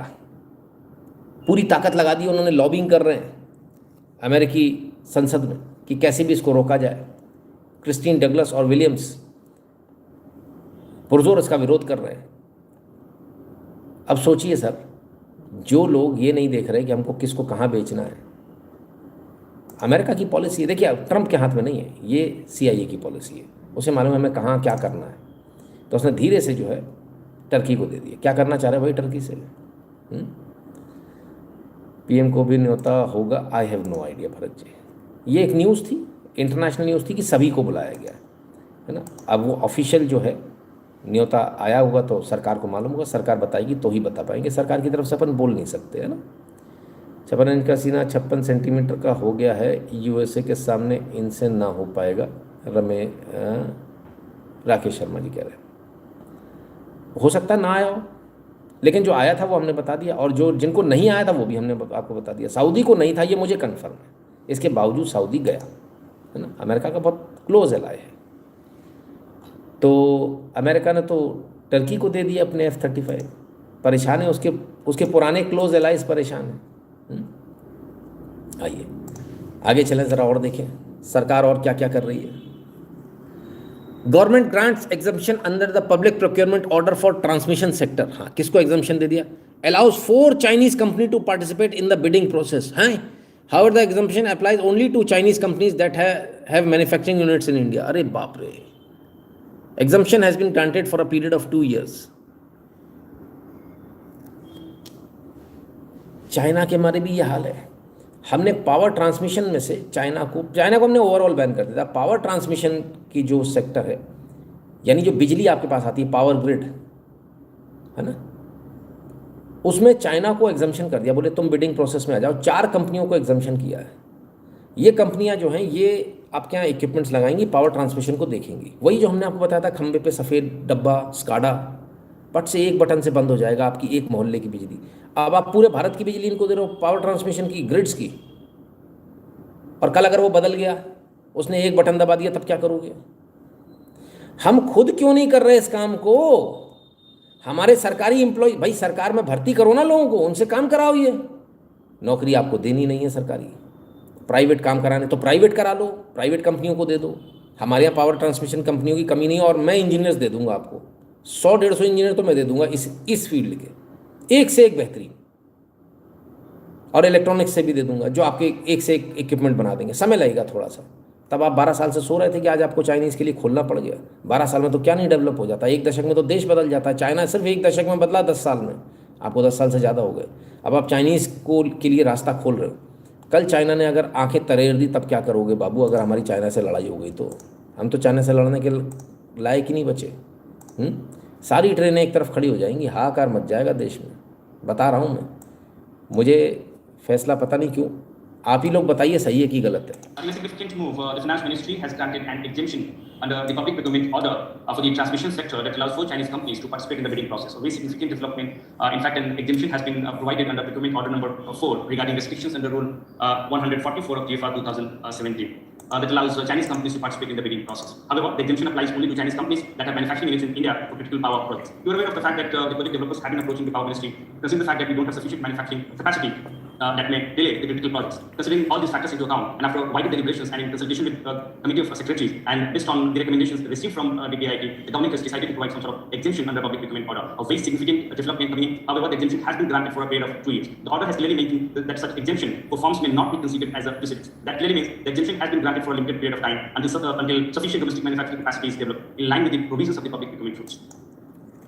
कोई फर्क नहीं रह गया साहब। कांग्रेस भी सेम करती थी, हमारे पास कैपेसिटी नहीं है, हम ये नहीं कर पाएंगे, हम वो नहीं कर पाएंगे, इसलिए विदेशी माल खरीदना है। ये भी यही कर रहे हैं, अरे वो एग्जम्पशन तो देना पड़ेगा, हम नहीं, क्रिटिकल जो इक्विपमेंट्स हैं वो हम बना नहीं पाएंगे। अच्छा, क्या हुआ मेक इन इंडिया का? मेक इन इंडिया में सब करना था, उसका क्या हुआ? गजब हालत है, बहुत बुरी स्थिति है sir, not a good idea. उधर एक खबर आ रही है, ज़रा इसको भी देखें। न्यूज़ इन 2 मिनट्स ने इस न्यूज़ को डाला है। If India stops Pakistan water, China will stop India's water. Political analyst हैं आप, उनको बुला बुला के धंधा दे रहे हो, और वो कह रहे हैं यदि भारत ने पाकिस्तान का पानी रोका तो चाइना भारत का पानी रोक देगा। ओके, ठीक है। तुम्हारे पास पानी आता कहाँ से? गंगा से, ब्रह्मपुत्र से, और हम इतने चोमू हैं कि हम बैठ के उसकी सुन रहे हैं। हमारे पास, क्योंकि हमारे पास, हमने कोई रोड मैप ही नहीं ना। इतनी बड़ी नदी को हम कैसे, हो ही नहीं सकता, मोड़ दो नदी को, जा बेटा मजे कर। हाँ, हम तुम्हारा पानी रोक देंगे, ये धमकी गलती से मत दे देना, तुम्हारा पानी खा जाएंगे, पी जाएंगे पूरा। ऐसे बड़े बड़े विराट डैम बना दो कि इसकी ऐसी की तैसी, रोता रहे, सोचता ही रहे कि क्या हुआ। आप जान रहे हो ना, अभी थोड़े दिन पहले एक हमने आपको अपने ही लाइव पर दिखाया था कि भारत में टेक्टोनिक्स प्लेट्स कैसी कैसी, कहाँ कहाँ सेंसिटिव हैं, कहाँ कहाँ हिल सकता है। लगभग पूरा भारत उसमें कवर होगा। बड़ा गजब का भूकंप आएगा, और वो भूकंप खास उन जगहों पर आ रहा है जहाँ से आपकी नदियाँ जा रही हैं। देखना पूरे नॉर्थ के उस वाले बेल्ट पर। तो आपको समझाया जा रहा है, डैम वैम नहीं बना सकते तुम। हाँ, पहले से ही कागज़ हमने तैयार कर लिए, हम UN में चले जाएंगे, चले जाएंगे कि डैम नहीं बनेगा, भूकंप आ जाएगा, और आप तो डर ही जाओगे। बहुत बुरी स्थिति है। दुनिया का सबसे बड़ा डैम बना के बैठा है चाइना। दादागिरी ऐसी, कोई उससे कुछ नहीं कह पा रहा, आपको धमका दे रहा, पानी आपके यहाँ से ही जा रहा है चाइना, रोक दो ना, सब समझ में आ जाएगी। मुझे वही तो बता रहा था मैं कि देश हित प्रथम इस सरकार की मंशा में नहीं तो इनको सलाह देने कभी करेंगे कि नहीं, सिर्फ डर से काम होगा। मैं कमेंट ही नहीं कर रहा सर युगरतन जी, मैं सरकार पे पार्टी पे कोई कमेंट नहीं करना कि मेरी इच्छा नहीं है, I am out of it, है ना। सर मेक इन इंडिया और मेड इन इंडिया में फ़र्क है और PM was not intelligent to say so. हाँ बिल्कुल, बहुत ज़्यादा फ़र्क है मेक इन इंडिया और मेड इन इंडिया में। वो यही कह रहे हैं, चाइनीज़ कंपनी आ जाए वो मेक इन इंडिया कर दे, है ना, तो वो कर रहे हैं, उन्होंने खुला छोड़ दिया। जो मेक इन इंडिया करेगा, भले ही चाइना की कंपनी है, मेक इन इंडिया करेगा तो मंजूर है। अब फिर वहाँ से बैठ के अगर उसने एक बार बंद कर दिया तब क्या होगा, तब कहाँ जाएंगे। आइए आगे चलते। पाकिस्तान का हाल तो देख लें जरा, पाकिस्तान का क्या हाल है। बीबीसी की रिपोर्ट है, Pakistan syndicate allegedly smuggled human placenta says police. हैं जी, किस लिए हो रहा था? पाकिस्तान ने नए बॉर्न बेबीज जो हैं उनके ऑर्गन्स को स्मगल कर दिया, उनको बेच दिया बाहर। हाँ, 200 किलो ऑर्गन एक ही अस्पताल से बेचे गए हैं, सॉरी कई सारे अस्पताल से एक ही महीने में बेचे गए। कितने पैसे मिले होंगे सोचो। क्या होता है, किस काम में आते हैं बच्चों के ऑर्गन्स? एंटी एजिंग इंजेक्शन बनाने के, जैसे बोटॉक्स के इंजेक्शन लगाते हो ना, ऐसा एंटी एजिंग इंजेक्शन लगाए जाते हैं। एक इंजेक्शन की कॉस्ट होती है 7 लाख रुपए। आपने देखा होगा बहुत सारे आपके यहाँ के जो लोग हैं, जो बड़े लोग हैं, कॉरपोरेट्स बड़े, जो बड़े नेता हैं, पावर्स कॉरिडोर में रहने वाले, वो लोग गोरे हो जाते हैं, जवान दिखने लगते हैं, चेहरे पर एकदम नूर आ जाता है। 7 लाख रुपए का एक इंजेक्शन है। बाकी वो एंडोक्राइन वगैरह तो है ही, उसकी तो बात ही अलग है। उससे तो एकदम बिल्कुल एकदम चकाचक जवान हो जाते हैं, जवानी वापस आ जाती है। सही है सर, एकदम सही चल रहा है सब। मैं कहाँ जाऊँ, मुझे तो समझ में नहीं आ रहा। कोई ऐसी जगह जहाँ डूब के मर जाएं तो वहीं मर जाएं, क्योंकि मानवता को शर्मसार करने वाली चीज़ है ये। कितने बेशरम लोग हैं। तभी देखा ना गांव वालों की कितनी चुर्रियाँ पड़ जाती, बहुत सारी चुर्रियाँ पड़ जाती हैं। अभी कोई मेरे से मिला एक व्यक्ति, बोले लाइफ पर तो आप बहुत बूढ़े दिखते हो, वैसे जवान हो। मैंने कहा अच्छा, पहले आदमी दिखे हो आप ऐसे। चलो क्या कहें। तो भाई जवान होने का तो इंजेक्शन लगता है। आइए आगे चले और देखें न्यूयॉर्क में क्या हो रहा है। शू थायूं अरे भाई, ओए होए,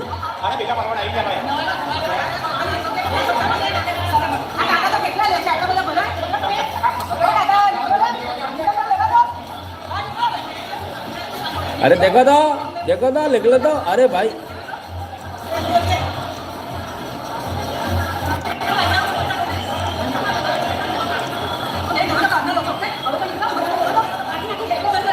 ओफो, सब्जी मंडी।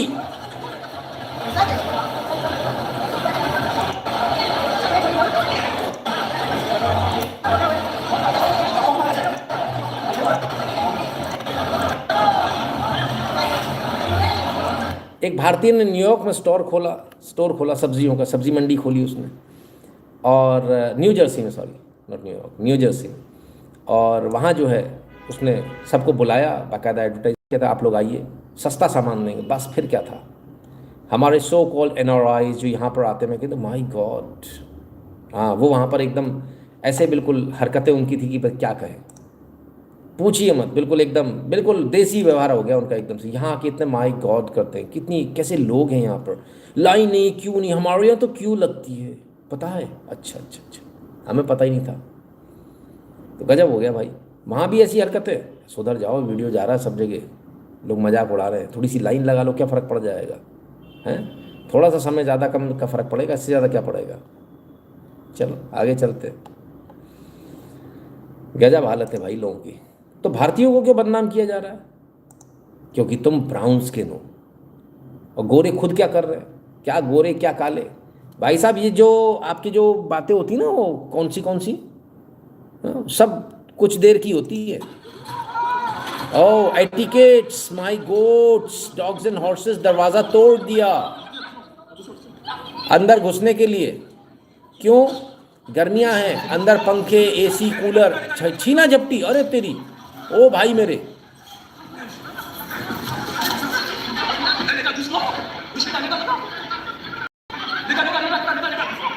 This is France. क्या गोरे क्या काले सब एक साथ लगे हैं। झगड़ो झगड़ो झगड़ो, सारे एटिकेट्स घुस गए। माई गोट्स, डॉग्स एंड हॉर्सेस, सारे एटिकेट्स गायब हो गए। मैं कह रहा सर जी एटिकेट्स कितने गए, एटिकेट्स दिख नहीं रहे, सारे एटिकेट्स गायब हैं। ऐसा ही होता है जब क्राइसिस की सिचुएशन आती ना सर, सारे एटिकेट्स घुस जाते हैं सारे। बड़ी बात यही है कि जब क्राइसिस हो तब आप अपनी प्लेट से किसी को दें, यही मानवता है। मानवता वो जब तक सबको प्लेट में मिल रहा तब तक आप आराम से बैठे। हमको ज्ञान देते हैं तुम्हारी स्किन ब्राउन है। कितने मजे की बात है ना, जैसे आप फॉरेन में जाते हो तो आपको गाली पड़ती है, सबको एक लाइन से लात पड़ती है, क्या रजा खान और क्या कोई दूसरा, सबको एक लाइन से लात पड़ती है, बट तेरी ब्राउन स्किन है। और जैसे एशिया में आते हो फिर आपको पाकिस्तान और हिंदुस्तान याद आता है, और जैसे ही हिंदुस्तान में आते हो फिर आपको हिंदू और मुसलमान याद आता है, और जैसे ही हिंदू और मुसलमान से निपटते हो फिर आप हिंदू में आपको याद आता है अरे SC ST OBC हैं। फिर उससे निपटते हो तो फिर सवर्णों में याद आ जाता है आपको, अरे अलग अलग उसमें जातों में याद आ जाता है, OBC में अलग अलग जातें याद आ जाती, सब में अलग अलग। तुम लोग कभी चैन से जी ही नहीं सकते क्योंकि तुम्हारी फितरत में नहीं है, इंसान की फितरत में है ही नहीं। जानवर हमसे बेटर है। जयराम जी की बेस्ट एक्टिंग अवार्ड और NRI smoking goes to you. जय भोलेनाथ। बहुत बहुत धन्यवाद भैया। बताओ मैं किन लोगों से पंगा ले रहा हूँ। NRI मेरे सारे क्लाइंट हैं और NRI से मैं पंगा ले रहा हूँ। मैं देखता हूँ लोग आते हैं, मेरे रिश्तेदार भी आते हैं, बाहर तो ऐसा होता है, वहाँ तो ऐसा होता है, यहाँ तो ऐसा होता है, मतलब ऐसा बिल्कुल एकदम ऐसा लगता है हमको हम लोग क्या गटर में रह रहे हैं भाई, इतना मुँह से नहीं बोलते हैं। और खुद की स्थिति वहाँ कोई अच्छी नहीं है, डॉलर में पैसे मिल रहे हैं इसलिए ज़्यादा हो जाते हैं। मेहनत में कोई कमी है बराबर है, बल्कि यहाँ से ज़्यादा, यहाँ तो बाई तो भी मिल जाती है बाबा, वहाँ तो बाई भी नहीं मिलती है, और लफड़ा है। तो मुझे लगता है आज भी भारत रहने के लिए अच्छा। हाँ, नेताओं ने इसकी स्थिति खराब कर दी है, नेताओं ने इसको रहने लायक नहीं छोड़ा, नेताओं ने लड़ाई झगड़ा इतना करा दिया है कि अब रहने का मन नहीं करता, ये वाली बात है ना। एंड आई गेस किसी को भी मौका मिलेगा तो निकल जाएगा बाहर। खैर चलिए साहब, बाहर भी जाओगे तो क्या होगा, यूके चले, यूके चलते हैं। यूके में पाउंड स्टर्लिंग में पैसा मिलेगा तो फिर खर्चा करेंगे, बाहर खाएंगे, कबाब खाएंगे। आओ कबाब खा लो, my goats, dogs and horses. Lover, you may not be after this. Would you know what I mean? What if I told you it was goat meat, fat, and even skin? Well, one of the UK's largest kebab makers was putting that in the doner meat for years and selling it at takeaways to millions of us. And they were only found out after investigators did DNA tests at a raid at Kismet Kebabs, trading standards of. किस्मेट कबाब है कोई, उफ। This has found boxes of fat, lamb, and other meats being put into a grinder and then being labelled as 70% lamb. Some of the bogus kebabs had so much fat in them, shop owners were complaining they were going limp and falling off the sticks as they cooked. The company was fined £500,000 but said it had now changed its ways. Investigators have compared the case with the horse meat scandal from more than 10 years ago. So, doner for dinner? वाह, तो भैया कबाब खाने थे, kebabs खाने थे कबाब। उन्होंने कहा 70% lamb है। तो कंपनी को जो है मात्र शायद 50,000 या 5 लाख पाउंड का उसको वो लगाई गई पेनल्टी, और उसने बिज़नेस तो मिलियंस में किया, 6 मिलियन पाउंड का बिज़नेस करने के बाद कहते कि कोई बात नहीं, हम अपनी पॉलिसीज़ को चेंज कर लेंगे।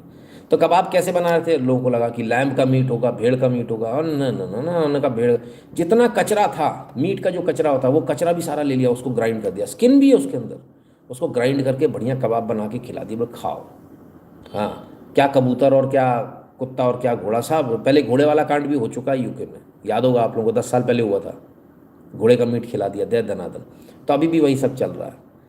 आनंद आ रहा है कि नहीं आ रहा है? वैसे नॉनवेज खाने वालों का अब क्या ही कहूँ, नहीं ठीक है, खाओ, क्या खा रहे हो पता ही नहीं चल रहा। तो ऐसी चीज़ खाने, इससे तो हमारी गोभी अच्छी है, कम से कम दिखता तो है सामने क्या खा रहे हैं। वैसे बाहर ना खाइए, क्या भारत और क्या यूके, सब जगह एक जैसा हाल है। आप सोचिए, आप सोचिए कि जो आपकी माँ आपको खाना खिला रही है वो कोई दूसरा कैसे खिला देगा? वो भावना कैसे आएगी? पत्नी आपकी जो खाना बना रही है वो खाना की भावना दूसरे में कैसे आ जाएगी? कोई क्यों बनाएगा आपके लिए इतना अच्छा कि आपको अच्छा लगे, ऐसा लगे, वैसा लगे? हाँ, तो सवाल ही नहीं उठता। आप भूल जाइए कि घर के जैसा खाना आपको 5 स्टार 7 स्टार किसी भी स्टार मिले, चाहे 10 स्टार भी खुल जाए ना कल को, तो भी नहीं मिलेगा, है ना। इसलिए बिल्कुल समझ लीजिए, घर में खाना खाइए, बाहर मत खाइए। यूके जैसी कंट्री का ये हाल है, बाकी की तो बात ही मत करना। आगे चले उससे पहले आपको याद दिला दें, www.nitinshukla.in पर आपको जाना है, वहाँ आपको QR कोड मिलेगा, उसे स्कैन करके अपनी अपनी गुरु दक्षिणा देने का कृपा कीजिएगा। और साथ ही साथ टेलीग्राम और व्हाट्सएप के चैनल दोनों फ्री हैं, इनसे जुड़ जाइएगा। जो भारत के बाहर में पेट्रियन और पेपाल वाला बटन दबाकर अपना पेमेंट करने का, यानी कि गुरु दक्षिणा देने का कष्ट करें। लोग बता रहे हैं उस पर टैक्स नहीं है, अभी हम पता करेंगे है कि नहीं है, तब मालूम चलेगा। तभी तो गुरु दक्षिणा लिखवाना शुरू कर देते हैं। सही है चीज़ वैसे तो।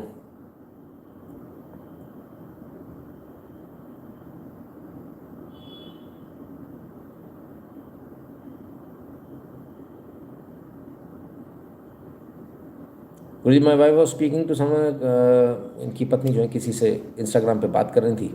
अब वो पटना में गए हैं लौट कर वापस, तो उसका कहना है कि मेरे से गलती हो गई, अब आगे से ऐसा नहीं करूँगी, मुझे घर ले चलो प्लीज़। अच्छा, तो गलती क्या सिर्फ बातचीत की करी है?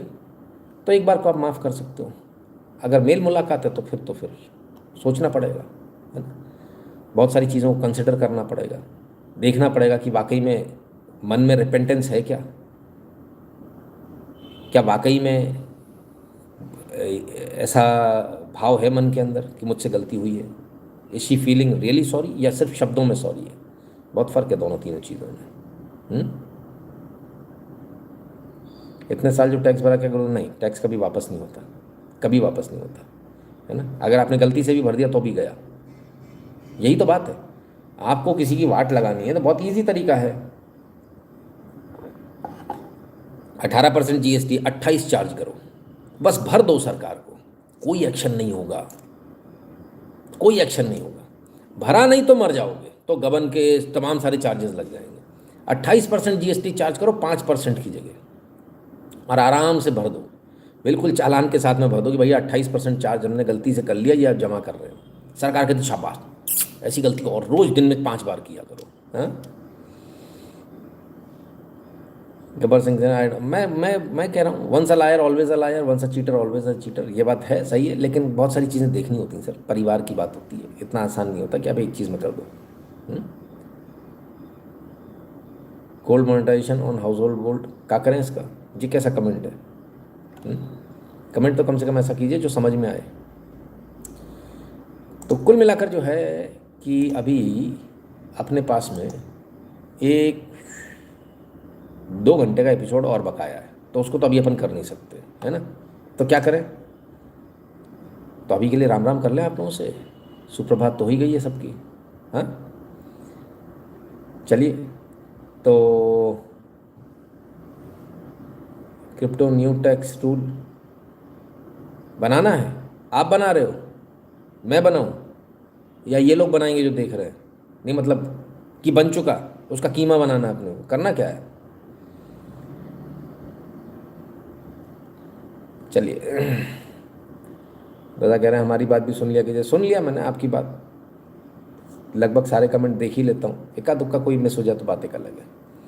ये इधर देखता हूँ ना तो मतलब कमेंट ही देख रहा हूँ आप लोगों के, बड़े पैनल पे खोल के रखता हूँ आपके सारे कमेंट। मुझे कैसे दिखते हैं मैं दिखा देता हूँ, इस तरह से दिखते हैं मुझे कमेंट। ये डेस्कटॉप पर यहाँ खोल कर रखते हैं हम कमेंट्स को, ये सामने मेरे वीडियो चलता रहता है ना, मतलब पॉज रहता है।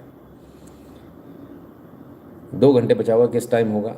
शाम को जल्दी 10-11 बजे। जिस दिन 10-11 बजे आया उसी दिन 3-4 घंटे का लाइव या 5 घंटे का इकट्ठा निपटाऊंगा दान से। बहुत बैकलॉग इकट्ठा हो रखा है, बहुत सारे पुराने टैब्स खुले हुए हैं ना। तो फिलहाल आज के लिए इतना ही। उम्मीद करता हूँ आप सबको आज का लाइव पसंद आया होगा। आप सबने अपना कीमती समय दिया, इसलिए बहुत बहुत धन्यवाद। कल फिर मिलेंगे बहुत सारी न्यूज़, बहुत सारे एनालिसिस के साथ। तब तक के लिए स्वस्थ रहिए, मस्त रहिए, अपना खूब सारा ख्याल रखिए और भगवान की कृपा आप सब पर बनी रहे। क्या कमेंट है भरत कुमार जी का? गिफ्ट सिटी में GST का कुछ अलग है क्या? नहीं, ऐसा हो तो नहीं सकता। हो भी सकता है सरकार कर भी दे, कोई भरोसा नहीं है, बाकी ऐसा होना नहीं चाहिए मेरे ख्याल से, है ना। कुमार साहब पूछ रहे हैं कितनी देर से लाइव हो सर? 1 घंटा 46 मिनट जो मुझे दिख रहा है।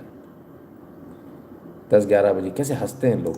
जिस दिन 10 बजे आऊँगा ना उस दिन याद करोगे कितना अच्छा आदमी था, 10 बजे आके चला गया है। जयराम जी की today is Independence Day in USA. अरे वाह, fireworks nothing compare to Diwali, जय भोलेनाथ। अरे वाह क्या बात है भैया। जो जितने भी लोग अमेरिकन सिटीजनशिप जिनके पास है उन सभी को बहुत बहुत शुभकामनाएं आपके इंडिपेंडेंस डे की, और खूब अच्छे से एंजॉय कीजिए। फायरवर्क्स खैर हमारे जैसे तो क्या ही होंगे, फिर भी कोशिश कीजिए, है ना। और अगर आप में से कोई लोग फायरवर्क्स वगैरह कर रहे हैं या आपके अड़ोसी पड़ोसी कर रहे हैं तो मुझे वीडियो ज़रूर भेजिएगा कि वहाँ पर किस तरह से लोग मना रहे हैं। मैंने वैसे दिवाली के भी देखे, वो इतने से तो वो अनार रहता है, ऐसे जरा से जलता है, 2-3 फुट, 3 भी ज़्यादा बोल दिया, 2.5 फुट का बौना अनार रहता है उनका, डुप से बंद हो जाता है। यहाँ 30 फीट जाता है अनार, तब तक चैन ही नहीं पड़ता है। सर 2-3 न्यूज़ और कवर नहीं हो गया न्यूज़ का। आप न्यूज़ करेंगे तो वो फिर क्या है, स्लाइड ना एक पैटर्न पे लगी होती है, आपको मज़ा इसलिए आता है कि वो एक चेन बनी हुई होती है। तो अगर एक भी न्यूज़ ले ली फिर मुझे पूरी एंड तक लेनी पड़ेगी, फिर मैं उसको बीच में नहीं छोड़ पाऊँगा, मज़ा किरकिरा हो जाएगा, राइट।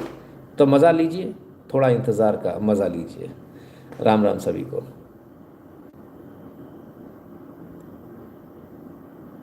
एक मिनट, एक सज्जन कह रहे हैं why are you so against America, you are earning in dollars. I am not against America, मैं तो खुद वहाँ जाने वाला हूँ, मैं क्यों America. There is no country like America, great American dream, you no,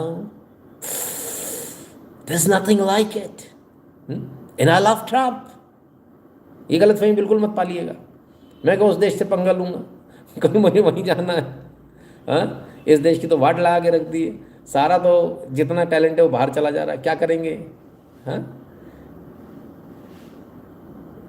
चलिए आगे चलते। अच्छा, उनके लिए नहीं, फॉरेन में जो लोग रह रहे हैं उन्हें वहाँ की असलियत मालूम है। सर आप अभी हो नहीं ना, जाओ तब मालूम चलेगी, ठीक है ना। चलिए शाम को कितने बजे? 11 बजे। वैसे तो मन मुंह से निकल रहा था 10 बजे, 10:30 11 बजे, है ना, ठीक है। चलिए, नितिन गड़बड़ी का फ्यूचर क्या है सर? सब सही है, सब बढ़िया है, सब फर्स्ट क्लास चलेगा। राम राम सभी को। We are not against no one, it's a global world and we all are brothers. Actually problem क्या है, global world is against us. हमारी सब पॉलिसीज़ हमारे इसके बहुत ज़्यादा विरोध में। ब्राउन स्किन देखती, ब्राउन की तो औकात ही नहीं, ब्लैक की औकात है, वाइट की है, ब्राउन की तो हालत कुत्ते जैसी हो रखी है। बिल्कुल बुरा नहीं मानेगा जो लोग ब्राउन स्किन के, मैं भी ब्राउन ही हूँ, ठीक है ना। चलिए, राम राम।